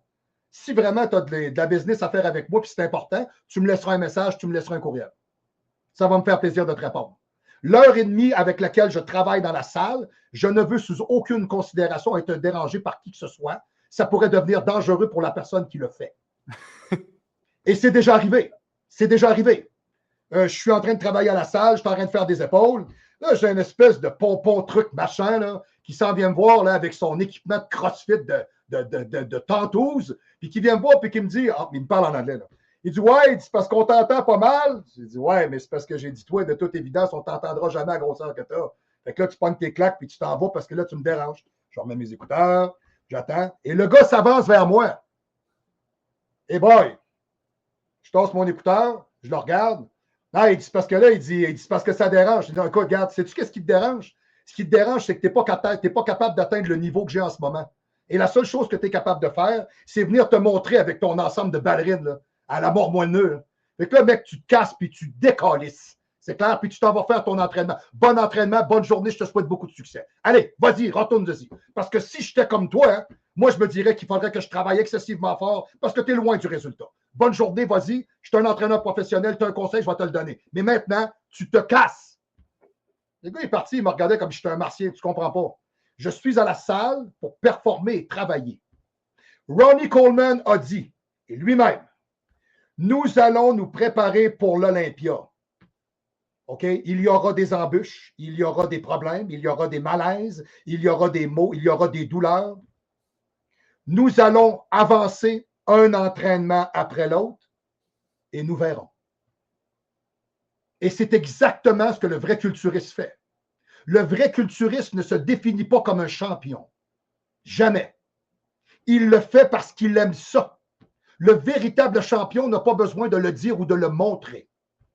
Il le vit en dedans de lui, dans sa tête, dans son cœur, dans son âme. Il n'y a pas besoin de prendre des photos de lui puis de se montrer. Ses véritables trophées sont à l'intérieur de lui. Ses réussites se font à tous les jours. Un peu. Il faut que je... Parce que ça c'est une de mes phrases. Voyons. Voyons, c'est bien parce que je veux te le dire. C'est-tu assez fatigant? Ça va m'en revenir. Ça va m'en revenir. Du moins, il y a comme une automotivation qu'on doit effectuer à l'entraînement. Donc, les sources de distraction, exemple, moi, les femmes à la salle, je ne regarde pas. Je n'ai jamais choisi un gymnase parce qu'il y avait des meufs. J'ai rien à branler. Là. Même souvent, les femmes, ils me regardent et ils trouvent que je suis tellement intense qu'ils ne viennent pas me parler. Là. Et ils regardent, as-tu vu le fêlé là-bas? Ils ne viennent même pas me voir, je leur fais peur. Et ça me fait rire, ça. J'entends ça souvent aussi, ça. Oui. Et oui, partir pour mieux revenir, performer, partir pour mieux revenir, travailler pour performer, partir pour mieux revenir. Hey, c'est parce que je veux te le dire, c'est choquant. Partir pour mieux revenir. Partir. Attends un peu. Je vais l'avoir. Ça va revenir, t'inquiète pas. Ouais. Mais en tout cas, ouais. Et donc, pendant tes temps de repos, tu conseilles quoi? Alors, bon, pas de téléphone et tu penses à ta série d'après ou vraiment tu te concentres toute ton énergie pour récupérer? C'est quoi là? Oui. Alors, ce que je fais à ce moment-là, je prends mon training, là, je me prends des notes. Alors là, on vient de faire le poids qui est là. Techniquement, je devais arriver peut-être à ce poids-là. Souvent, j'ai des codes. Alors, je vais faire exemple, le poids que j'ai là, il n'est vraiment pas mauvais. Là, je me fais un petit œil avec une flèche. Ça veut dire que je peux regarder plus loin. Ça veut dire que je peux voir d'autres choses que ça. Donc, ce poids-là, il est bon, lui, c'est bien. Donc, si je suis la nomenclature que j'ai là, techniquement, si j'ai monté par 15 livres, alors là, exemple, j'ai fait, exemple, 70, je suis monté à 85, merde, je m'en vais à 100, il n'y a pas le choix, il faut que j'y aille. Bon, c'est ce qui est. Alors, je l'inscris sur la feuille, je me connais. Je l'ai mis là. Tu fais quoi? Merde, il faut que j'y aille, hein. C'est tout, c'est foutu, il faut que j'y aille. Alors, je m'oblige à performer. Je m'oblige à faire ça. Je reprends mon souffle, je regarde mon training, je regarde les exercices que j'ai après, je me concentre dans ce que j'ai à faire, je regarde mes haltères, je regarde mon banc, je regarde mon environnement de travail et je me parle. Parce que je suis là pour gagner à tous les jours, tout le temps. Je suis là pour performer. Je suis là pour me développer. Je suis là pour m'accomplir. Je suis là pour devenir. Parce qu'on n'est pas quelqu'un, on devient quelqu'un. Alors, je suis là pour ça. Puis, je suis là pour moi parce que c'est un moment privilégié de ma journée que je me donne. Puis, c'est 1h30 que je prends pour moi par égoïsme de performance, si je peux dire. Puis je me dis, moi, aujourd'hui, alors je me prends ce moment-là, et il m'appartient, il est à moi. Et je m'en vais à la salle, et je ne veux pas, sous aucune considération, être dérangé par pompon machin, là, je ne sais pas qui. Comme l'autre jour, j'étais en train de faire du pull-over, mais un pull-over comme Yates. Donc, tu le fais sur le banc, et quand tu vas porter ton haltère complètement en arrière et que tu reviens, tu ne reviens pas jusqu'en haut. Donc, quand l'individu est couché sur le dos sur le banc, l'haltère va descendre et tu reviens toujours 3/4. Tu restes dans la zone où est-ce que tu travailles ton lat. Tu ne remontes jamais au-dessus du pectoral. Jamais. Très agressif. J'ai fini mon dernier disque, mais j'ai un 120 dans les mains. Là, je suis en étirement total. Donc, quand je le prends avec moi puis je le descends, j'y vais lentement. Là. Et tu vas m'entendre. Je le descends lentement. Là. Hop, hop, hop, hop, hop, hop, hop. Puis je vais tranquillement et je garde ma concentration. Je dépose mon haltère sur bois, je me retourne. J'ai un gars qui travaille à la salle, là, où est-ce que je m'entraîne, qui est une salle commerciale. Je vais dire ça comme ça. Là. Ouais, c'est bruyant, là. Ouais, c'est bruyant. Ouais, c'est dérangeant, là. Ouais, casse-toi. C'est un peu ça, là. Ah, mais c'est parce que là, non, mais je m'en calisse. T'es entraîneur, t'entraînes du monde ici. Pousse-toi, là. Tu sais, excuse-moi, là, mais quand même, tu me dirais, c'est un gym commercial. Ouais. Mais ça, c'est comme quand on organise une fête. Il y a des gens qui fêtent, il y a des gens qui ne fêtent pas, il y a des gens qui fêtent trop, il y a des gens qui fêtent bien. Hein? C'est pareil. Alors, si tu es prêt à accueillir Madeleine, 42 ans, obèse dans ta salle, il faut que tu sois prêt à accueillir Danny, 27 ans, culturiste. Hein? Il faut que tu acceptes ça. C'est ce qu'on appelle la différenciation sociale. C'est intéressant ce que tu dis parce que pour rebondir sur un peu les pauses à l'entraînement, l'exemple du téléphone, c'est un exemple parmi tant d'autres. Mais je pense que nous, ma génération, tu vois, j'ai 28 ans, on force pas assez à la salle par rapport à ceux de l'époque. Alors, c'est vrai peut-être pour les bodybuilders, mais c'est vrai aussi pour les amateurs, je pense. On se fout pas minable, nous, tu vois, à la salle. On en garde un peu trop sous la pédale, peut-être. Tous les gens qui s'entraînent, pour moi, sont des athlètes et des culturistes. Pour moi, il n'y a pas de dissociation. Que ça fasse 1 mois, 6 mois, 2 ans, que tu veux le faire de la scène ou pas. Pour moi, ça n'a pas d'importance. Okay. Tous les gens qui viennent dans un gymnase participent et, comment je pourrais dire, font ce qu'on appelle le culturisme. Faire des poids haltères, c'est faire du culturisme. Ouais. Donc, peu importe le niveau, débutant, intermédiaire, avancé. Et oui, effectivement, c'est quelque chose qu'on remarque. On remarque aujourd'hui, bon, je ne veux pas être incisif, un certain laxisme. Bon. Il y en a des fois, ils vont dire, écoute, moi, je le fais pour être en forme. Ouais, mais juste pour être en forme, ça prend un minimum. Ça, c'est comme dans une relation sexuelle. Hein, ça prend un minimum de quantité pour avoir de la qualité. Hein? Excusez, là, hein? T'sais, le mec qui enligne sa meuf, là, tac, tac, c'est fini. C'est quoi? C'est con, là. T'sais, elle n'a même pas eu le temps de dire, ah, c'est fini. Là. Bon, mais c'est pareil. Fait qu'à la salle, ça prend un minimum d'investissement de soi-même. Puis, tant qu'à se donner la peine d'aller à la salle pour faire un effort et se sculpter, se développer, être en meilleure santé, perdre un peu de poids, en gagner un peu, ben, tant qu'à être là pour faire un effort, aussi bien en faire un vrai, non? Hein, on se commet à y aller. Bon, ben, je n'irai pas à moitié, je vais y aller pour de vrai. Hein, je vais faire quelque chose pour me dépasser qui va faire en sorte que quand je vais quitter la salle, je vais être fier de moi. Et ça, c'est excessivement important. C'est pas rare que je m'applaudis après un lever. Je me fous de savoir qui était à côté de moi. Là. J'ai une performance que je réalise, je monte mes poids tranquillement avec les semaines, j'atteins un apogée, je suis au Paramount. Je dépose l'haltère, je vais le porter dans le rack, je m'applaudis. Yes, le gros, yes, ça c'est bon. Ça c'est bon. Oui. Même dans mon gymnase à Québec, sur un de mes murs en arrière de mon bureau, j'avais une main imprimée avec une photocopie. Il y a des gens qui me disaient, ça sert à quoi ça? C'est quoi ça? Ben, j'ai dit, j'attends pas après personne pour me mettre une tape dans le dos. Fait que souvent, après l'entraînement, quand j'arrive, je saute sur le mur et je me remercie. Et voilà. Tout, c'est vrai, c'est vrai. Tout est dans la motivation. Tout se fait là. C'est le bodybuilding, moi, ça a sauvé ma vie. Moi, si je n'avais pas eu ma femme, puis je n'avais pas eu le bodybuilding, aujourd'hui, je serais un mécréant. Moi, je suis un badass. Je suis un bum. Si je n'avais pas eu un certain encadrement, j'aurais été un motard, j'aurais vendu de la drogue, j'aurais été un sale, j'aurais été un salaud, parce que ça m'habite. Alors, j'ai pris cet élément-là à l'intérieur de moi. Je le sais, j'ai consulté un psychologue pendant 2 ans pour ça. OK? C'est pas des jokes. Moi, ça m'habite. Il y a des gens, des fois, ils vont dire, ah lui, là, je te dis, là, je l'ai, je le tuerais. Ben moi, ce n'est pas une image. Moi, j'ai encore quelque chose ici qui me dit de ne pas y aller, puis de ne pas le faire. Il y a des gens, ils vont dire, non, moi, c'est une image, pas moi. Donc, j'ai pris cet élément-là qui m'habite et que je ne peux pas me trahir. Je suis fait comme ça, merde. Je viens d'une famille brisée. On ne peut pas donner ce qu'on n'a pas eu, hein, bon. Fait que moi, j'ai pris ça et je l'ai mis dans un sport. Et j'ai mis ça dans les mains d'une personne qui m'aime. Et ça m'a permis de grandir. Et ça m'a permis de devenir ce que je suis aujourd'hui. Alors, toute cette rage-là, cette agressivité-là, si elle est canalisée de façon positive, on appelle ça la motivation intrinsèque. Et ça, c'est excessivement important.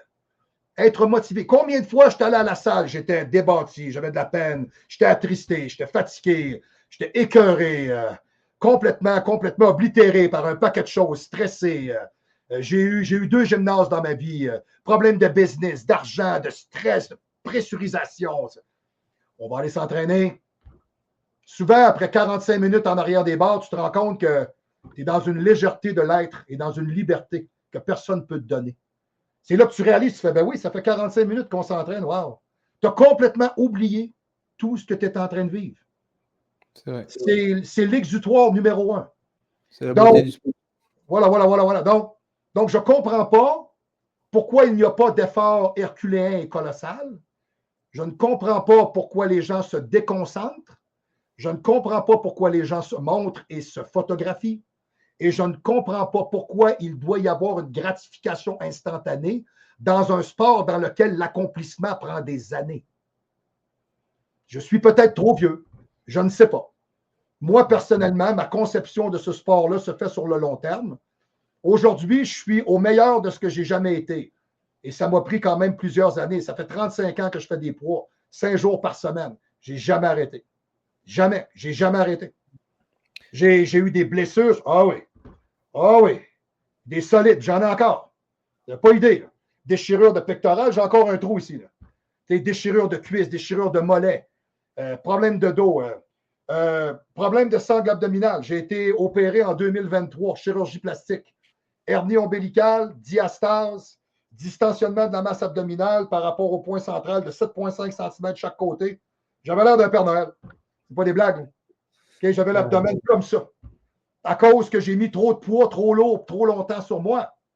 Donc, le chirurgien a tout refait. Et après ça, j'ai reconstruit autour. J'étais encore en train de me guérir. C'est long, là. Ça a été 3 heures et demie sur la table d'opération. Ça va prendre environ 3 ans et demi à revenir. Là, je suis en train de finir ma 2e année et demie. Alors, d'après moi, dans 1 an, ça devrait être bon. C'est déjà beaucoup mieux. Puis je me tiens toujours avec un pourcentage de gras qui est bas. Je suis toujours vasculaire. J'aime avoir une apparence physique qui est bonne, mais cette apparence-là m'apporte quelque chose, de la fonctionnalité.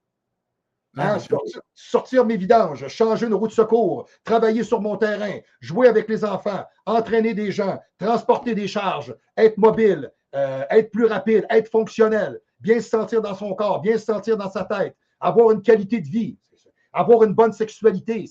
Tout ça, c'est le bodybuilding. Bien sûr.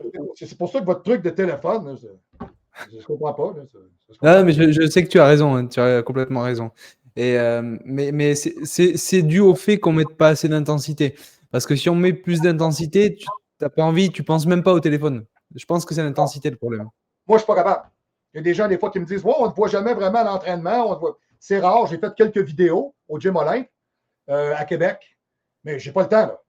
Entre mes séries, c'est pour ça que les gens qui me disent, moi, je fais du cardio.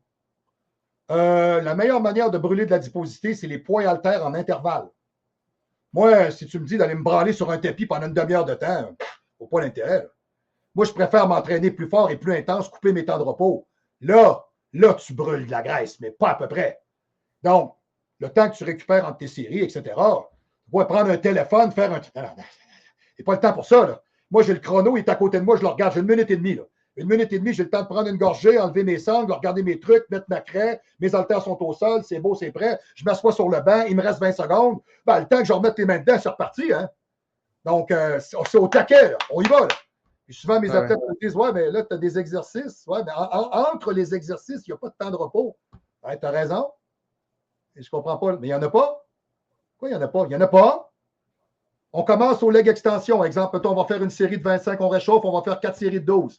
On sort de là. Parfait. On s'en va au leg curl assis. Ouais, ben on y va, là. Là, oui, là. Il faut battre le fer pendant qu'il est chaud. Il faut y aller, là. Il faut remplir le muscle comme il faut. On fait cuire de la viande. Il faut y aller, là. Si tu veux, OK, un muscle, c'est comme une épée. L'acier doit être forgé à chaud, OK, avec une température volcanique et martelé des milliers de fois avec l'acier pour prendre forme. C'est exactement la même chose. Exactement la même chose. Alors, vos trucs de ratata, 4 minutes de break entre les séries, va voir la meuf, ouais, beau cul, là, ouais, là, téléphone, machin, là, ouais, pompon, là, qui me parle, social. Quel genre d'épée tu ne construiras même pas un canif pour essayer de couper une pomme? C'est merdeux, hein? Mais bon, Ouais. ce n'est que mon avis. Non, non, mais c'est un point très, très, très, très important. Je voulais parler des produits dopants, évidemment. C'était un sujet Oui, qui me tenait à cœur. Alors, moi, je t'ai connu sur YouTube il y a quoi? Il y a 12 ans, peut-être. Et tu vulgarisais un petit peu. Donc, tu faisais l'analyse, par exemple, du Trenbolone, de la GH. Tu vois, à chaque vidéo, tu faisais un produit. Et j'ai regardé, elles sont toujours en ligne, ces vidéos-là. Et oui. alors, j'aimerais déjà savoir pourquoi tu as fait ça. Et ensuite, est-ce que tu peux nous dire. Est-ce qu'on peut parler un peu des produits les plus courants, quoi? Mais déjà, pourquoi tu as fait ça? Ben, premièrement, moi, je suis un utilisateur et je suis un homme qui est vrai. Je n'ai pas de langue de bois. Je suis un gars qui n'a jamais menti à personne. Je ne me mens pas à moi-même. Puis, j'étais un peu tanné de voir un paquet de gens qui disaient ouais, moi, je suis naturel. Ouais, moi, je ne prends rien. C'est du mensonge, c'est de la merde. Tout le monde le sait que tu te charges comme un âne. Tout le monde le sait. On va arrêter. Tout le monde se ment. Hein, aux Olympiques, quand les athlètes performent, ils sont tous dopés, putain. On arrête, c'est ça qui est vrai. Bon. C'est la vérité. Ça ne veut pas dire qu'il n'est pas bon. Ça ne veut pas dire qu'il ne pourrait pas performer. Ça ne veut pas dire qu'il n'arriverait pas à battre des records. Ils sont tous dopés. Point. Bon. Alors, de la minute qu'on a dit ça, est-ce que quelqu'un pourrait se lever pour en parler, s'il vous plaît? Alors oui, effectivement, je me suis levé et j'étais le premier francophone de l'Amérique du Nord qui a dit à la francophonie planétaire, je m'appelle Marc-Antoine Grondin, j'utilise des stéroïdes, je suis un compétiteur, je suis un comparable agressif sur la scène, je suis un culturiste authentique et je vais vous dire quoi prendre, comment le prendre, même si je ne suis pas d'accord avec ça. Je vais éviter que vous ayez des problèmes de santé, je vais vous décrire les produits et si vous avez des questions, des interrogations, ça me fera plaisir d'y répondre. Alors, je l'ai fait parce que j'ai à cœur la santé des gens.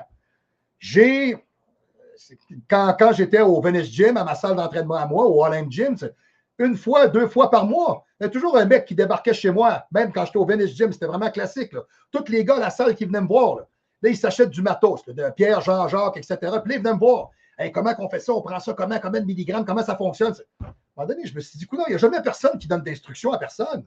Moi, j'ai des bibles là-dessus, des livres, je suis documenté. Ouais, j'ai dit peut-être qu'il serait temps peut-être d'aider les gens, là, parce qu'il y en a qui ne font pas ça bien. Là. Puis il y en a qui jouent avec leur santé, puis c'est dangereux. Hein? Les pertes d'érection à 25 ans, c'est pas normal. Je veux dire, à 25 ans, se branler, c'est une maladie. Là. Fait que c'est pas supposé. Là. Fait que si on arrive là, le mec qui a fait quelque chose qui n'était pas bon.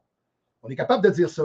Donc, je l'ai fait parce que je me suis dit que la pédagogie en ce sens-là devait être faite par quelqu'un et je me suis sacrifié, je me suis commis. Hein, j'ai fait bon merde, je me suis lancé, j'ai fait OK, on y va. Et d'ailleurs, ça a très bien fonctionné parce qu'on en a parlé la dernière fois.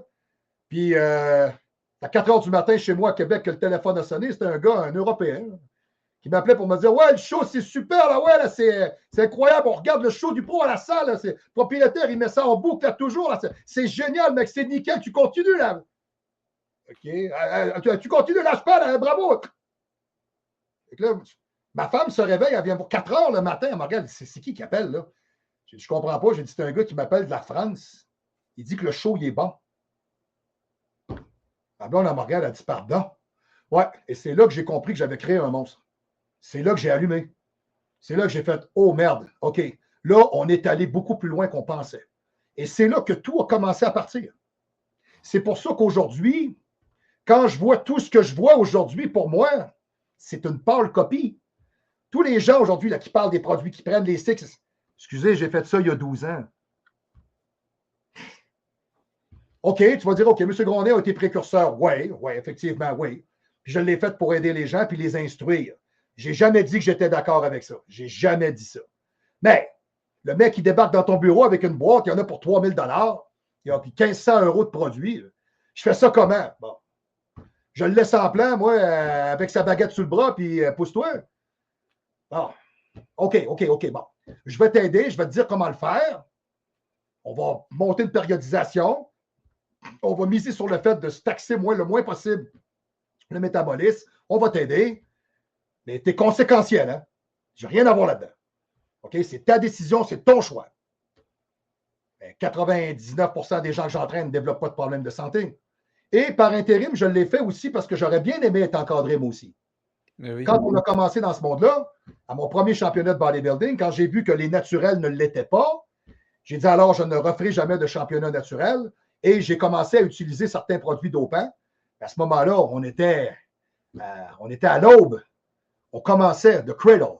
Fait que tu dis, il arrive quoi? Ben, on a certaines cassettes vidéo, on a des lettres, des papiers qui viennent de l'Europe, des États-Unis, certains magazines, des livres interdits, des gens qui nous parlent, des oui-dire. Tu comprends-tu? Tu fais quoi? On essayait de gratter l'information partout où on était capable. Alors, on interprétait ce qu'on faisait. On pensait qu'on savait ce qu'on faisait. Ou on savait qu'on ne savait pas complètement, mais bon, on était des cobayes. On s'est dit, OK, on va l'essayer. Un petit dosage, puis certains produits, certaines combinaisons, je peux-tu prendre ça? Ça, c'est-tu trop? Bon, puis on essaye un paquet de trucs. Alors, moi, quand j'ai commencé dans ce monde-là, si j'avais été mieux encadré, j'aurais aimé ça. Alors, je me dis, merde, je ne vais pas être le seul. Et ce phénomène-là vient du fait que moi, je n'ai pas eu une bonne vie de famille. Mon père est un alcoolique débile, un enculé de première qui nous a amenés en faillite 2 fois, un connard de la pire espèce. La seule chose que je regrette dans ma vie, c'est de ne pas l'avoir abattu moi-même.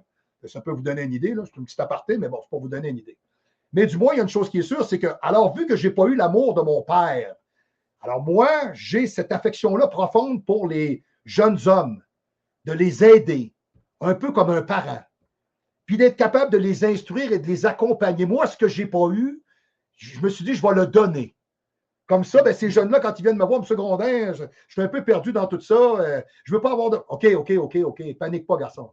Je vais m'occuper de toi, me te donner un coup de main. On va le faire ensemble. Alors, je pense que ça part un peu de là, de vouloir donner une partie de moi-même à ces athlètes-là, à ces gens-là, de les aider, de partager ça avec eux autres, de les instruire pour faire en sorte qu'il y ait une vie meilleure et qu'ils soient capables de se véhiculer dans ce sport-là sans avoir d'effets secondaires et d'en être heureux, tout simplement. OK. Super. Et comment toi tu as commencé alors à t'informer? Tu dis en regardant des extraits un peu partout. Ouais. Forcément, c'est un gars qui t'explique ce qu'il a pris lui-même aussi, peut-être? Ça ressemble un peu à ça. Moi, j'ai ça dans des boîtes ici à côté. J'ai un livre épais comme ça qui est le Guide anabolique 2002, qui était une photocopie, là, annotée. Puis ensuite de ça, ben là, c'est des mecs qui achètent des produits. Alors, lui est allé au Mexique, il a rapporté un produit. Lui est allé en Europe, il l'a caché. Lui est allé au Liban. Lui est allé. Bon, alors là, à ce moment-là, on prend des emballages de produits. On regarde la composition. Là, ben là, on s'en va voir parce qu'il n'y a pas Internet. Fait qu'on s'en va voir dans des livres, puis on s'en va lire, puis on se prend des compendiums, puis on travaille avec des vétérinaires, puis des pharmaciens, puis on leur demande des informations, puis qu'est-ce que ça fait, puis comment il faut en prendre, etc. Puis, alors, on a commencé comme ça. C'est comme ça qu'on se documentait. Plus souvent qu'autrement, on faisait affaire avec des vétérinaires parce qu'eux autres étaient capables d'avoir des produits dopants pour des chevaux, mais qui sont fonctionnels pour des êtres humains, comme entre autres comme le Boldenon. Hein? C'est plus connu peut-être sur le nom de équipoise ou équivalent ou peu importe quoi. Là. Bon, alors à ce moment-là, on était capable de travailler avec ça, toute forme de testostérone, la cypiénate, l'énantate. Puis tranquillement, pas vite, ben, à un moment donné, il y a des culturistes qui montaient un peu, ils allaient faire des championnats nationaux, puis là, ils faisaient certaines apparitions dans des championnats mondiaux, ou exemple le NPC National aux États-Unis. Là, ils rencontraient d'autres culturistes, des Yougoslaves, des Polonais, des Allemands, des gars des États-Unis. Puis ils parlent entre eux autres, puis ils prennent des notes. Là, ils te reviennent avec ça. Hey, je suis allé à telle place, il y avait un séminaire, il y a un gars qui a parlé de ça. Là. OK. Alors, bon an, mal an, c'est comme ça qu'on a appris. Okay, je pense que c'est encore la meilleure méthode parce qu'aujourd'hui, les gens ont toute l'information. Ils sont juste cons. C'est vrai, ils ne comprennent rien. Ils font juste aujourd'hui, bon, c'est un sujet sensible, mais aujourd'hui, s'il y a un jeune là, qui a décidé de se doper, de toute façon, s'il décide de le faire, c'est sa décision à lui. Qu'est-ce qu'il ne faut surtout pas faire? Qu'est-ce qu'il ne faut surtout pas prendre comme produit? Dans quel piège il ne faut pas tomber? Qu'est-ce que tu auras à dire là-dessus? Ben, premièrement, ça dépend du but. Le but, c'est prendre de la masse d'une part et sécher d'autre part. C'est toujours ça, non? Ça, c'est deux choses incompatibles. On ne peut pas faire les deux. Donc, exemple, on va commencer par dire on va vouloir prendre de la masse. Alors, exemple, si tu as 17-18 ans, ben, si tu as 17-18 ans, je ne te fais pas prendre de testostérone parce que c'est une erreur. Hein, parce que là, tu commences dans ta vie, tu n'as pas besoin de ça. Hein, et si de toute manière, tu viens me voir, j'espère que tu as une base solide d'environ 3 à 5 ans d'entraînement derrière toi parce que je ne te conseille rien. À rien. Tu n'as pas de produit à prendre. Va jouer avec tes fesses, casse-toi. Ça me prend des gens qui se sont entraînés. Exemple, le gars, il a 22 ans, il s'entraîne depuis l'âge de 17 ans, Il me dit, moi, je voudrais prendre un petit peu plus de volume métrique. OK. Je vais te faire travailler, exemple, avec le Primobolan, le méthylenone énanthate, qui est un excellent produit, qui ne fait pas nécessairement un shutdown trop fort sur ton profil hormonal, qui est très doux, soit dit en passant, et qui est un synthétiseur protidique. OK, alors ce que tu vas manger, il va t'aider justement à muscler et à bâtir du vrai muscle. Ça, c'est vrai. Il y a une contrepartie à ça, c'est qu'il synthétise tout. Alors, si tu manges de la merde, il synthétise de la merde. Alors, il faut que tu sois aigu dans ta diète, tu n'as pas le choix. T'as pas le choix. Des androgènes, non. Non, tu es trop jeune. Tu es trop jeune, tu n'es pas rendu là. En bas de 25 ans, je ne travaille pas mes gars avec ça, jamais, je ne fais jamais ça. Jamais, jamais, jamais, jamais, parce que la croissance n'est pas finie. Les hormones de croissance, l'insuline, complètement ridicule à cet âge-là. Et encore moins, un des produits les plus violents de la planète Terre qui s'appelle la trenbolone, qui a différentes formes d'ailleurs, en acétate, en énanthate, le parabolan. Le parabolan qui est la forme avec laquelle je travaille le plus, que moi je privilégie. 76 mg TES, qui a été développé en Europe de l'Est, dont les dosages doivent rester excessivement bas. Donc, quand on commence dans ce sport-là, le fondement même de la musculature n'est pas assez développé. Alors, une quantité de produits comme ça va nous donner un résultat comme ça. Alors, on commence. Et le corps n'est pas habitué. On commence avec ça. Et quand on avance tranquillement pas vite, ensuite de ça, ben écoute, il y a des erreurs qu'on ne fera pas. Si on utilise juste des produits anaboliques, on n'aura pas nécessairement un gros post-cycle therapy à faire. Hein, on ne travaillera pas beaucoup avec ça. Peut-être un peu de clomifène, juste pour faire en sorte qu'on ne passe pas à côté, mais je travaillerai plus avec des produits naturels, hein, comme du maca, puis du Eurycoma longfolia jack, du cordyceps, qui mimique le signal d'un lâche. Je travaillerai bien plus avec ça. Ça va donner un bon kick. Et c'est parfaitement légal et ce sont des produits naturels. Ça, je travaillerai plus comme ça. Hein, des jeunes athlètes qui commencent, ce qui est important, c'est la discipline, l'entraînement, l'alimentation puis la récupération. Ça, quand tu as ça, on commence là. Un athlète qui est un peu plus évolué, ça fait 10-12 ans qu'il s'entraîne. Bon, le gars, exemple, il a 28 ans. Il me dit, moi, mettons, exemple, j'aimerais, mettons, m'évoluer un peu plus. Je peux peut-être travailler avec des dosages de testostérone d'environ 250 à 400 mg. Moi, je travaille beaucoup avec la Sutanon. J'aime bien travailler avec ça. On prend toujours un certain anabolique. Masteron, Primobolan, reste encore, je vous dirais, des produits Equipoise, le boldenone en décyclénate. Reste encore parmi vos highlights. Vous avez les produits en tablette. Je ne les aime pas beaucoup parce qu'ils sont très durs sur l'estomac. Puis, vous en perdez une certaine partie dû au fait que certaines ne sont pas 17-alpha-alkylées sur certains types de molécules et que l'acidité de l'estomac vous en enlève une certaine partie. Donc, le pourcentage d'assimilation peut être plus faible. Bon, et certains d'entre eux, des fois, amènent des irritations. Exemple. Le meilleur stéroïde de la planète Terre, tout confondu milligramme pour milligramme. Le grand gagnant est le Dianabol. Ouais. Mais ça bousille le foie, le Dianabol, je crois. Parce que le Dianabol a été expérimenté par les Allemands dans la guerre 39-45 pour rendre les soldats agressifs, fonctionnels, toujours avec un taux énergétique très élevé, sans absolument rien manger. Donc, ce produit-là, il est incroyable. Il vous fait récupérer dans une vitesse lumière, il construit de la masse métrique dans ses faramineux, il vous rend fort comme un taureau, vous allez faire un peu de rétention d'eau, mais vous devenez une puissance incroyable. La contrepartie de ça, ouais, le foie, les reins et l'estomac. Andrea Moser est décédé de ça, justement, parce qu'il s'est carrément brûlé l'estomac. Le gars utilisait peut-être environ 120, 140 mg de Dianabol et de Winstrol V, tablette du stanozolol, par jour en tablette. Tu ne peux pas soutenir ça, je veux dire, ça n'a pas de sens. Là. Souvent, même les gars qui vont faire du Dianabol en tablette, c'est la première chose qu'ils vont vous dire. Après peut-être 3 ou 4 semaines, il y a une perte d'appétit. Là. OK, il y a comme, c'est inconfortable. C'est pour ça que le Dianabol doit être travaillé. Moi, il y en a qui s'en servent comme kickstart. Ouais. Le temps que tes esters longs commencent à embarquer, non, moi, je le mets au milieu. Un cycle de 8 semaines. Et anyway, après 6 semaines, tu es saturé. Tu es saturé, il ne se passe plus rien, c'est fini. Les récepteurs, c'est fini. Donc, si tu as quelque chose à faire, on va attendre environ la 3e semaine. Là, ça commence à embarquer. Boum! Là, on y va. Et là, on pourrait peut-être en faire, par exemple, pendant 2 semaines. On va arrêter une semaine. On va en faire 2 semaines et ce sera tout. Comme l'allotestin, c'est le même principe. Le fluoxymétholone, qu'on appelle l'anadrol, okay, qui est terriblement agressif aussi. Souvent, les comprimés, ce n'est pas ce qu'il y a de mieux. Malheureusement, l'être humain, de la manière qui est faite, ben, la meilleure manière d'encore mettre des produits dedans, c'est de les injecter. C'est pas de ma faute. Hein. On est fait avec de la peau et des muscles. Ben, c'est ça. Hein. Je suis désolé. Ouais, Si ouais.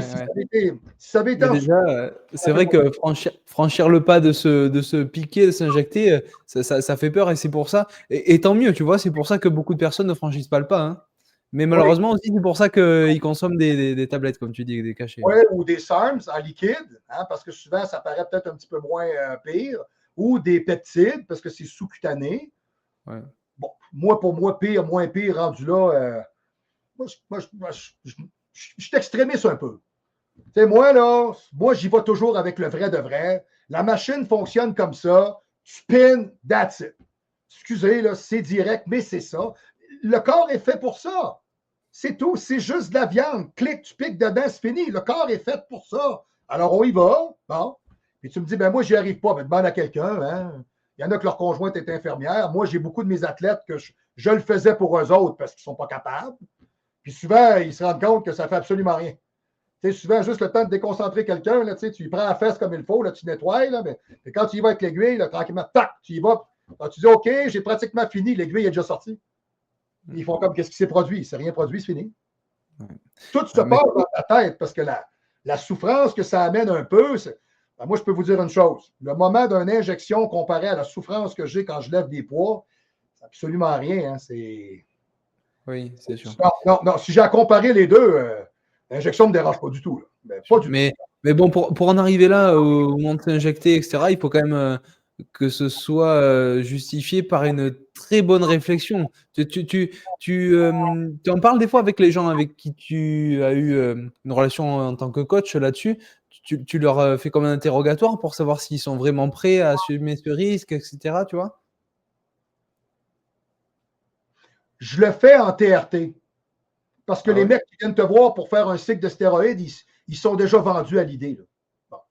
Ah La oui. TRT, ce qu'on appelle le Testosterone Replacement Therapy, souvent, je vais le dire aux gars, là, il faut que tu comprennes, tu as 47 ans, on emboîte le pas vers ça, il n'y a pas de retour. Eh oui.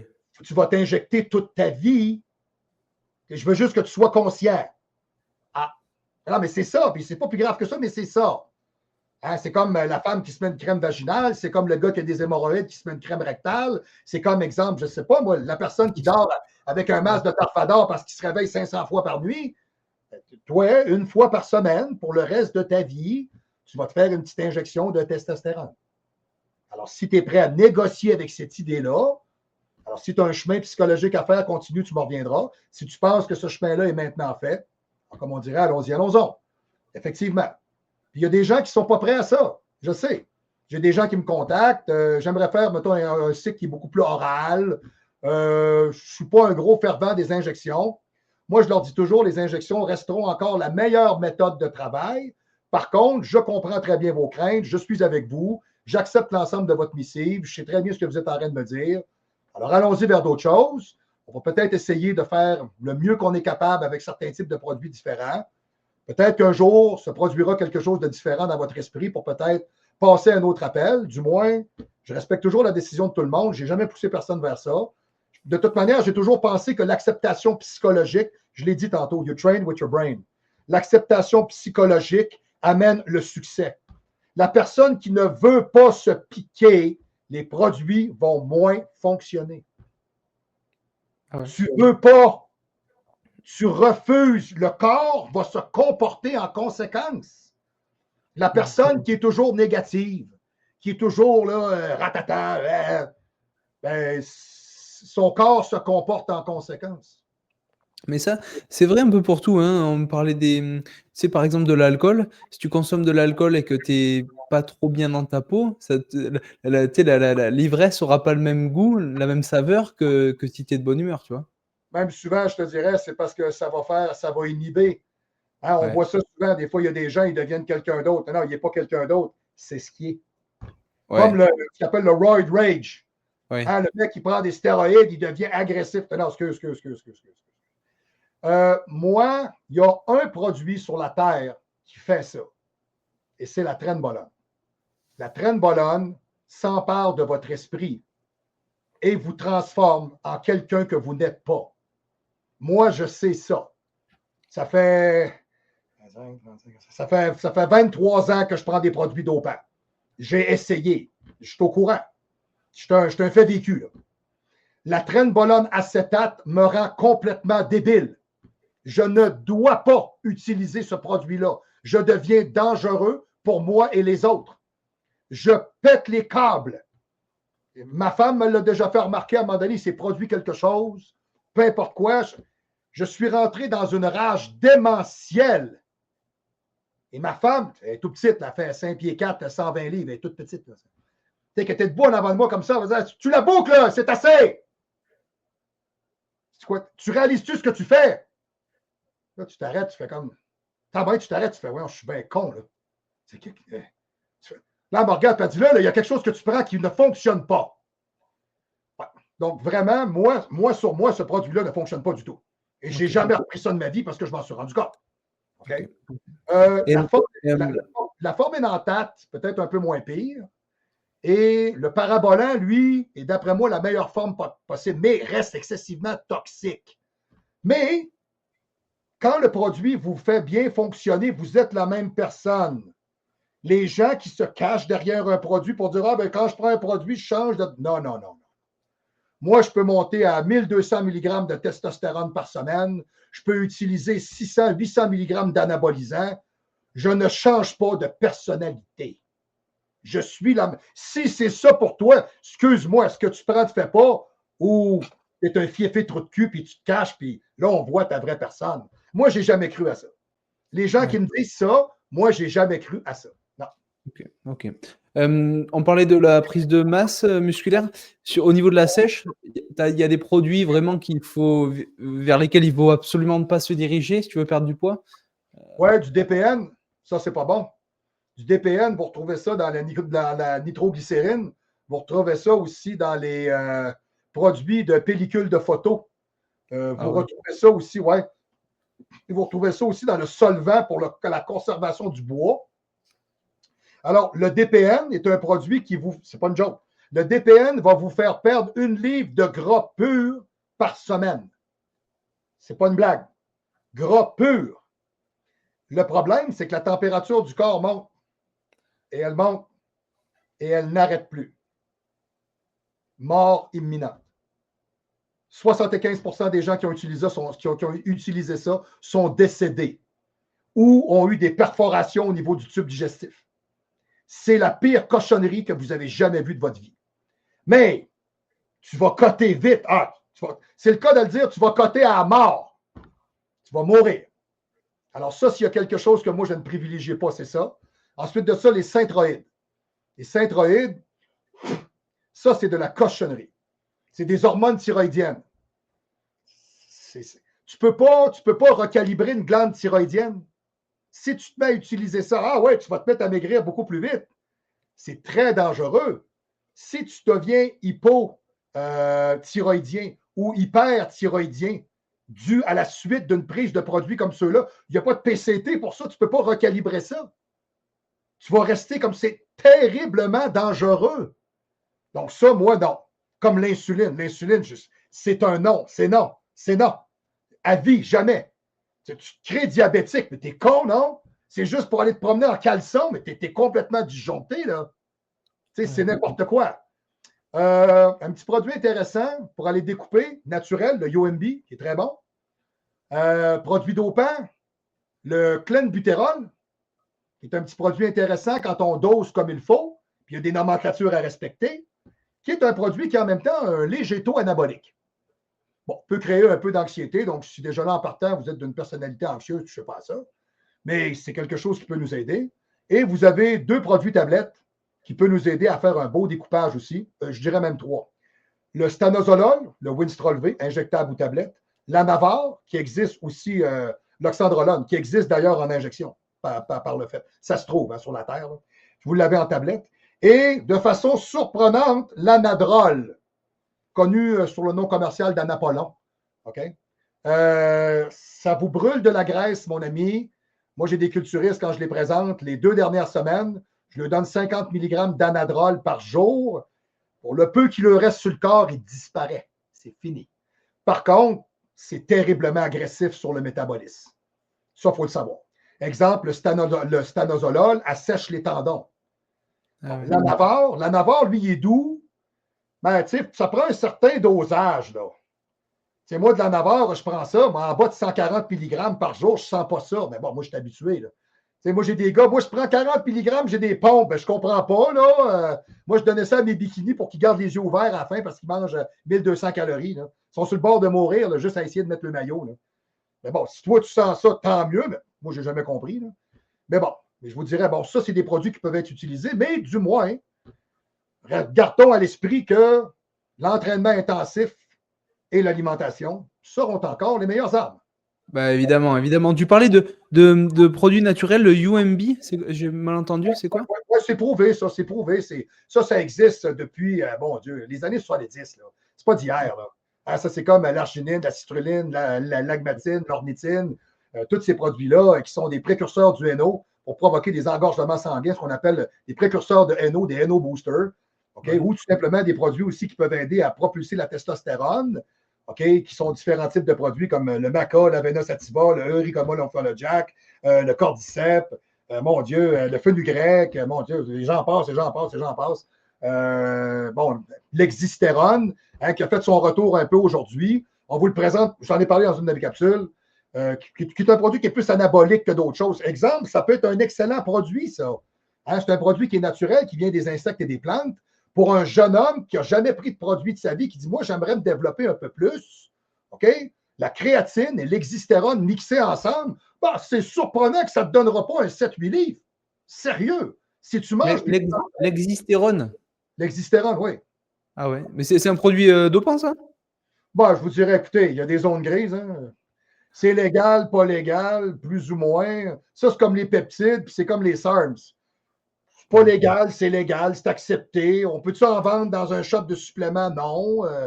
On peut-tu vendre ça commercialement? Non, mais si le propriétaire du gym, il en met sur ses tablettes au gym, il en vend, oui.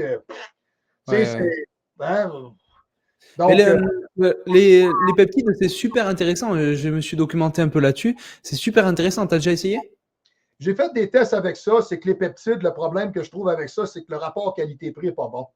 Pour le même type de prix que j'ai avec des peptides, j'ai 10 millilitres de Sutanon qui va me donner un résultat 10 fois plus probant. C'est là que je m'arrête. Par contre, d'un autre côté, et là, c'est là que je vais peut-être rejoindre plus ton idée, c'est que tu as différents peptides qui font différents travails, hein, comme le TB500, le BPC 157. Mon Dieu, vous avez différents types d'autres peptides aussi qui vont servir, mettons, exemple, à découper, guérir, etc. Bon, peu importe quoi. Donc, ils ont différentes fonctions, mais du moins, je trouve ça intéressant, mais le rapport qualité-prix, ça reste dispendieux pareil.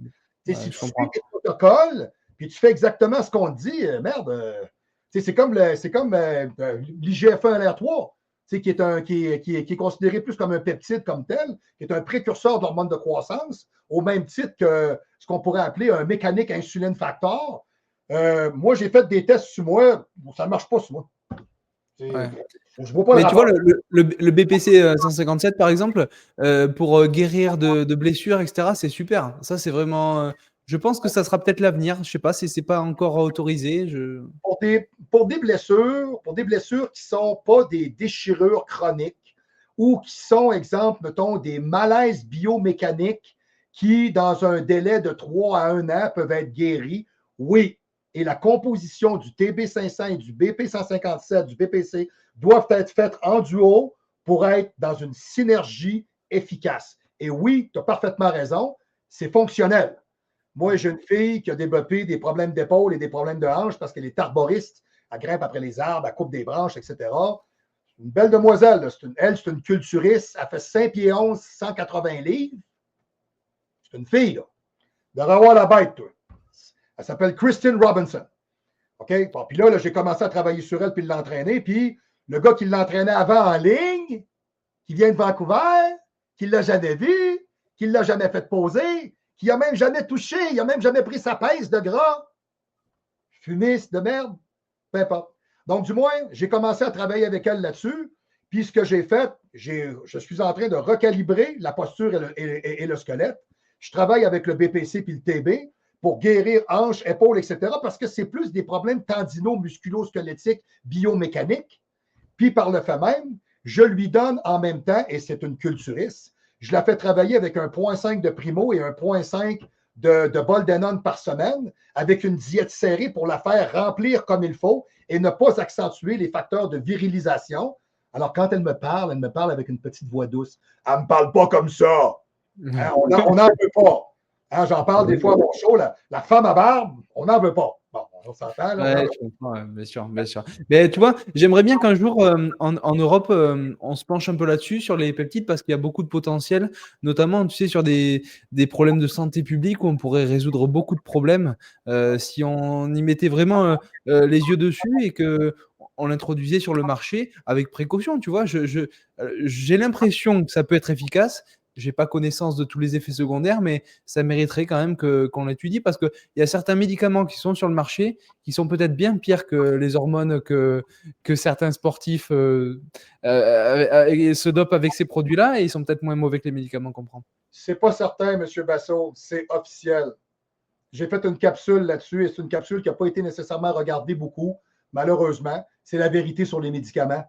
OK? Ce n'est pas une blague. Les compagnies pharmaceutiques sont des compagnies qui sont composées d'actionnaires.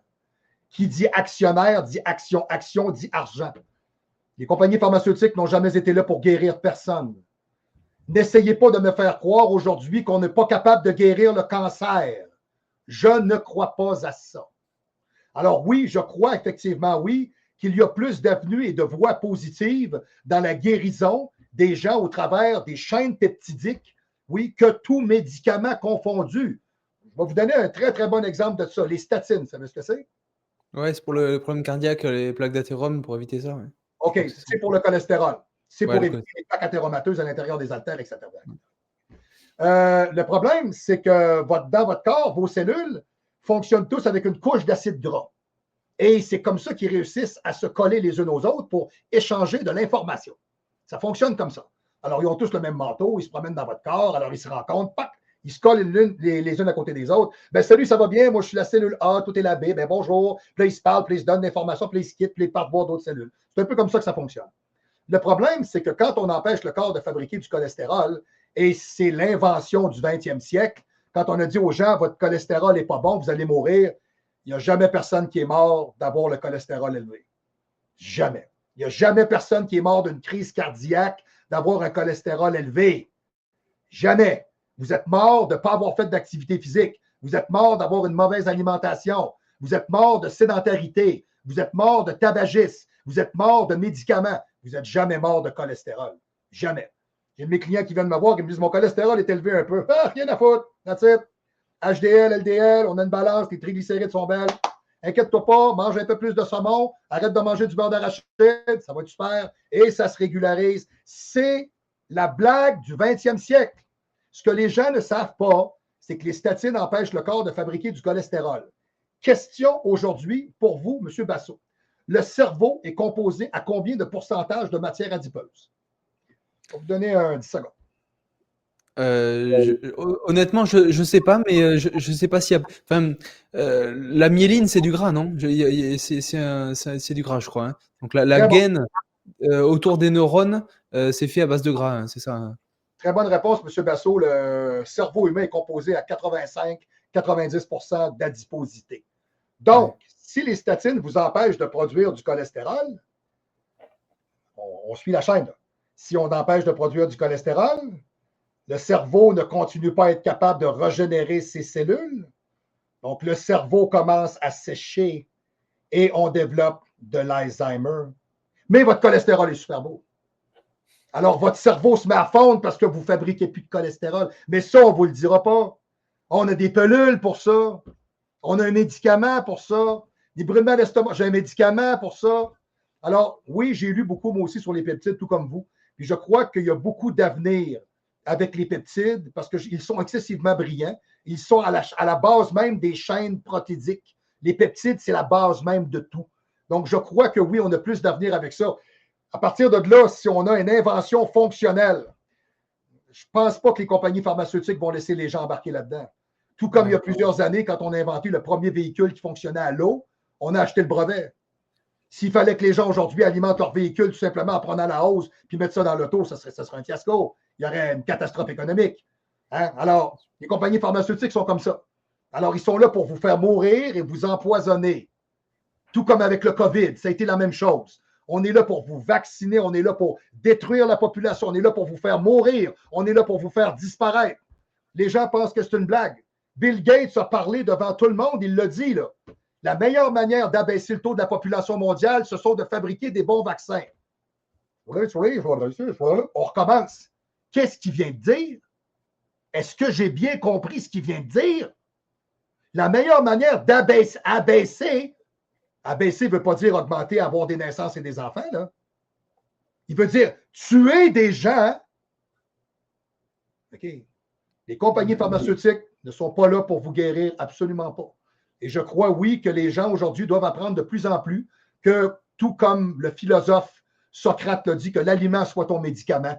Et oui, effectivement, quand ils recherchent eux-mêmes des éléments comme le calcium, le magnésium, etc., bon, des choses qui sont basiques, la vitamine B, etc., dans quel aliment je vais le retrouver, etc. Puis les peptides, effectivement, très intéressants aujourd'hui dans l'évolution des êtres humains. Parfaitement d'accord avec vous. Ouais. Tu vois, j'espère que ceux qui nous écoutent ont l'intelligence de comprendre que ce dont on a parlé à l'instant là sur les produits dopants, c'est en aucun cas un encouragement à la consommation de ces produits-là. C'est simplement, on parle de ça puisque toi, c'est ton truc, c'est ce que tu pratiques, c'est ce que tu fais dans ton quotidien. Et moi, je trouve ça assez intéressant de faire un petit peu de prévention pour dire, voilà, il faut surtout pas prendre ça. Et puis, de toute façon, celui qui a décidé d'en prendre, il va tomber sur de l'information, donc autant bien l'aiguiller. C'est pour ça que je trouve que ce que tu fais, c'est bien. C'est discutable, on peut en parler en commentaire. Ceux qui ont un avis là-dessus, vous pouvez le dire en commentaire. Ça sera cool d'échanger là-dessus. Mais voilà, je voulais bien insister là-dessus. Ce n'est en aucun cas la promotion de l'utilisation de produits dopants. On est d'accord, hein? Oui, je l'ai tout le temps fait. Je le fais même à mon show. Quand vous regardez le show du pro, quand vous regardez ça, vous avez un disclaimer quand le show commence. Si vous n'êtes pas d'accord avec le contenu de la chaîne, ne la regardez pas. Ouais. Si vous n'êtes pas d'accord avec le contenu de la personne qui parle, si vous n'avez pas d'intérêt, don't bitch out, quittez la chaîne et allez ailleurs. Et à chaque fois que j'ai fait des podcasts et j'ai fait des pods sur les anabolisants et les produits dopants, je l'ai toujours dit. Je n'ai jamais encouragé, je ne serai jamais d'accord, je n'accepterai jamais, mais en toute connaissance de cause, quand l'individu lui-même prend cette décision-là, je me donne le droit réservé de lui donner des commentaires et un guide pour qu'après, sa décision lui soit allouée uniquement à lui. Je n'ai rien à... Je te le dis, c'est ta conséquence. Point. Il n'y a rien à voir là-dedans. Comme on dirait au Québec, c'est à toi les oreilles. Bien sûr.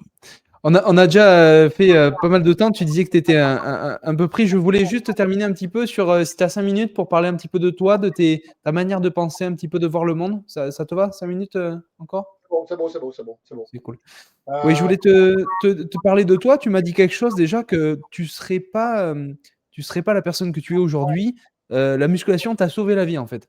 Est-ce qu'on peut creuser un petit peu là-dessus? Et est-ce que je pourrais te demander carrément qu'est-ce que ça t'a appris en fait la musculation et en quoi la musculation a forgé la personne que tu es aujourd'hui? La musculation, ça a changé ma vie parce que moi, je viens d'une famille où est-ce qu'il fallait que tu cries pour te faire entendre. Mon père, c'est un incapable.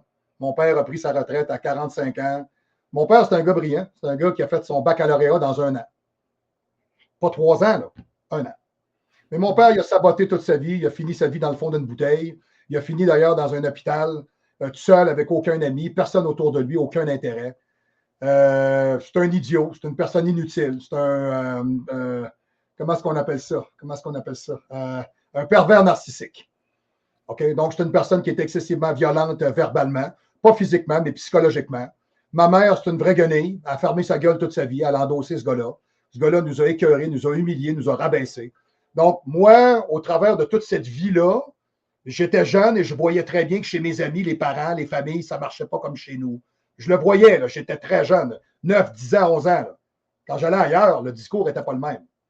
Donc, tranquillement, pas vite, je me rappelle très bien, j'ai même une photo de moi à 9 ans. Je suis sur la terrasse chez moi comme ça, avec un ensemble de sport. Ça a commencé très jeune. Le premier homme musclé que j'ai vu dans ma vie, c'est Conan le barbare avec Arnold Schwarzenegger. Et je ne comprenais pas pourquoi mon père n'était pas comme lui. Et mon père, il m'a dit, si tu veux être comme lui, il faut que tu fasses des poids haltères. Ça a rentré ici, ça n'a jamais sorti. Les poids haltères sont devenus pour moi un exutoire. Alors pour moi, d'aller à la salle et d'être capable de recracher la rage et la haine et la déception et la peine et la tristesse que j'avais en dedans de moi m'aidait beaucoup à canaliser ma personnalité et faisait en sorte que je devenais beaucoup plus calme et je devenais beaucoup plus abordable avec les gens, beaucoup plus social. Parce que je suis un gars qui est très social, je suis un gars qui a un bon verbe, comme vous pouvez voir. Je suis un gars qui adore discuter, je suis un heavy talker. Moi, je suis vraiment, je suis un speaker. C'est ça ma job. Ok. Mais tu vois, en termes de ça, je comprends ce que tu dis. C'était un défouloir un peu. Mais quelles sont les valeurs de la musculation que tu retrouves dans ta personnalité, tu vois? Tu pourrais dire quoi là-dessus? Le self-control, la discipline, l'engagement envers soi-même, le respect d'autrui et de soi-même. J'en ai parlé tantôt, le pouvoir de l'engagement total, la dédication à quelque chose, l'obtention d'un but,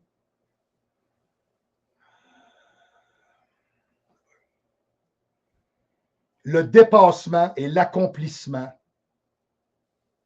comprendre l'effort que ça prend pour arriver à obtenir. Aucune gratification instantanée. Évaluer l'ampleur d'un projet pour le mettre à terme. Manager et comprendre la complexité d'une chose pour la mettre en interactivité et la faire fonctionner. Devenir le manager de votre métabolisme et comprendre qui vous êtes et vous instruire à votre personne, à savoir votre fonctionnement intrinsèque psychologiquement, physiquement, musculairement parlant, pour devenir un individu meilleur et connaissant. Parce que quand vous êtes connaissant, vous n'êtes pas manipulable. Donc, pour moi, le culturisme m'a apporté beaucoup dans ce sens-là. C'est vrai, hein, c'est vrai. Et je pense que tu les incarnes très bien, ces valeurs, parce que sinon, tu pourrais pas les sortir comme ça d'affilée, hein, sans l'avoir préparé. Non, c'est vrai, c'est bien.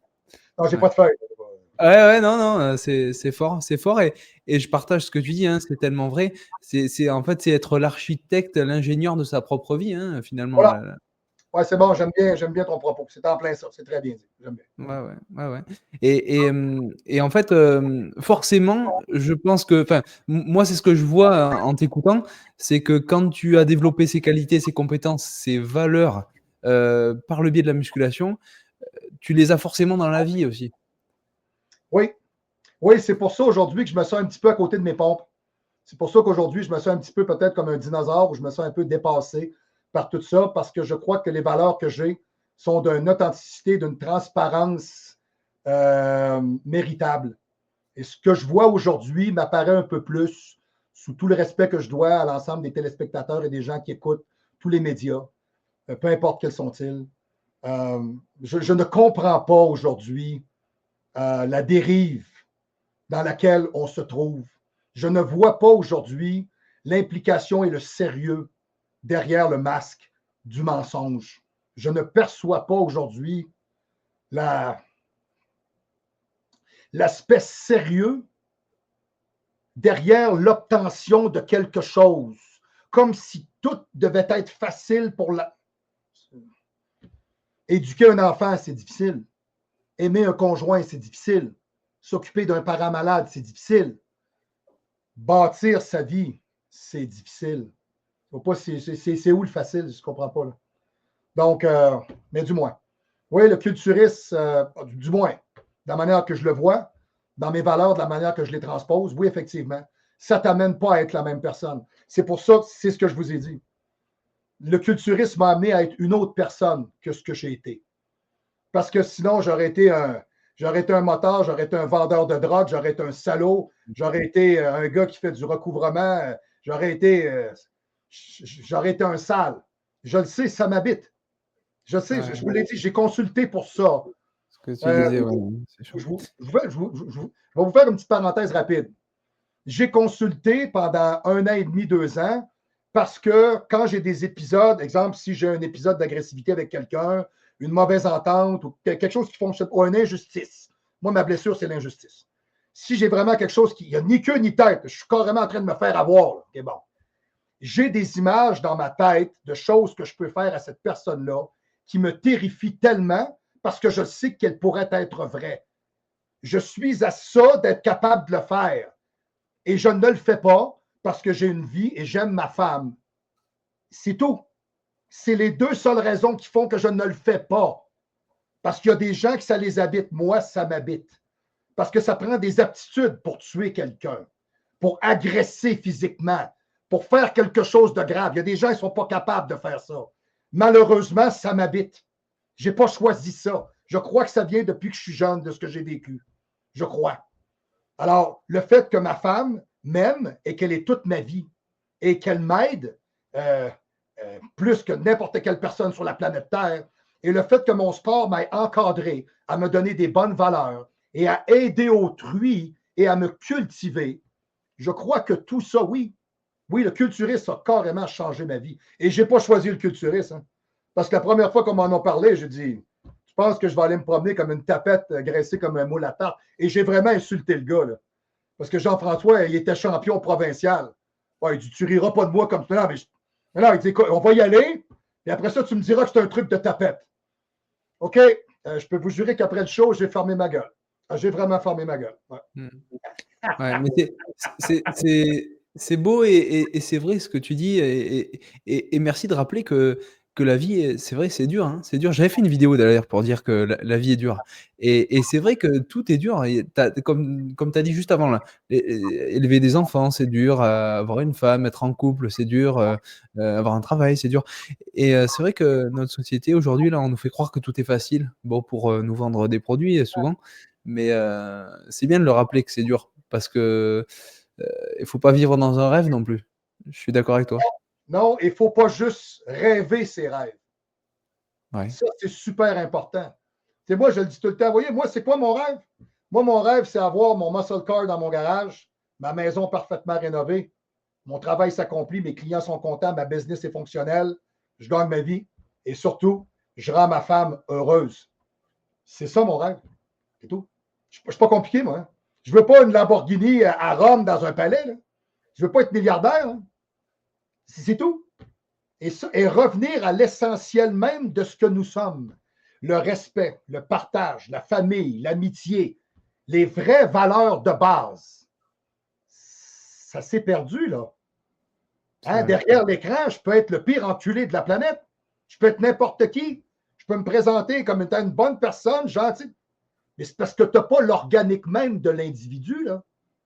Quand on se rencontre après en vrai, oh, OK. Et moi, je me rappelle quand j'étais plus jeune, puis on allait dans les discothèques, on allait dans les bars, on allait en boîte. Ben, la fille qui t'intéresse, ben, tu te connais, là. Ben, tu n'as pas le choix, il faut que tu y ailles, hein.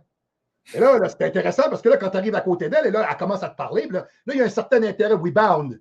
Et il se passe quelque chose. Alors là, on a la chaleur, on a le parfum, hein, on a la texture, on a le langage, on a le souffle. Quand elle te parle, etc., on a le mouvement des cheveux, on a l'interactivité, on a l'électricité. Tu ne peux pas reproduire ça avec un écran. Et encore moins avec un robot ou une machine. L'humain n'est pas fait pour ça.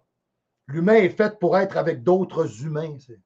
C'est fait comme ça. Même les rats sont faits comme ça. Même les chiens ont besoin d'autrui significatif. Hein? Bon. Alors, c'est vrai, pareil. Je sais, moi, j'ai des rongeurs, j'adore ça. Ils ne peuvent pas être tout seuls. Ça leur prend toujours un copain. C'est fait comme ça. C'est des individus de guerre. Ils sont comme ça. C'est ça. Et tu vois, j'apprécie beaucoup ton franc-parler, le fait que tu sois connecté au réel. Je trouve que c'est un discours qui fait du bien un petit peu de nos jours d'entendre ça, quoi. Ben, ça fait changement.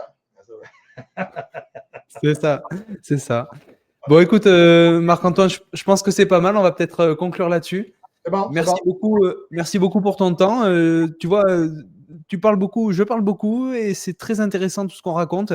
Je suis un peu frustré, j'aurais aimé rentrer un petit peu plus dans le détail pour plein de choses, mais écoute, ce sera peut-être l'occasion de se revoir. Oui, effectivement. Effectivement, je te dirais, écoute, parler sociopolitique, etc. Ce que vous êtes en train de vivre en ce moment en Europe est très similaire à ce qu'on vit en ce moment. Le macronisme a une impopularité chronique.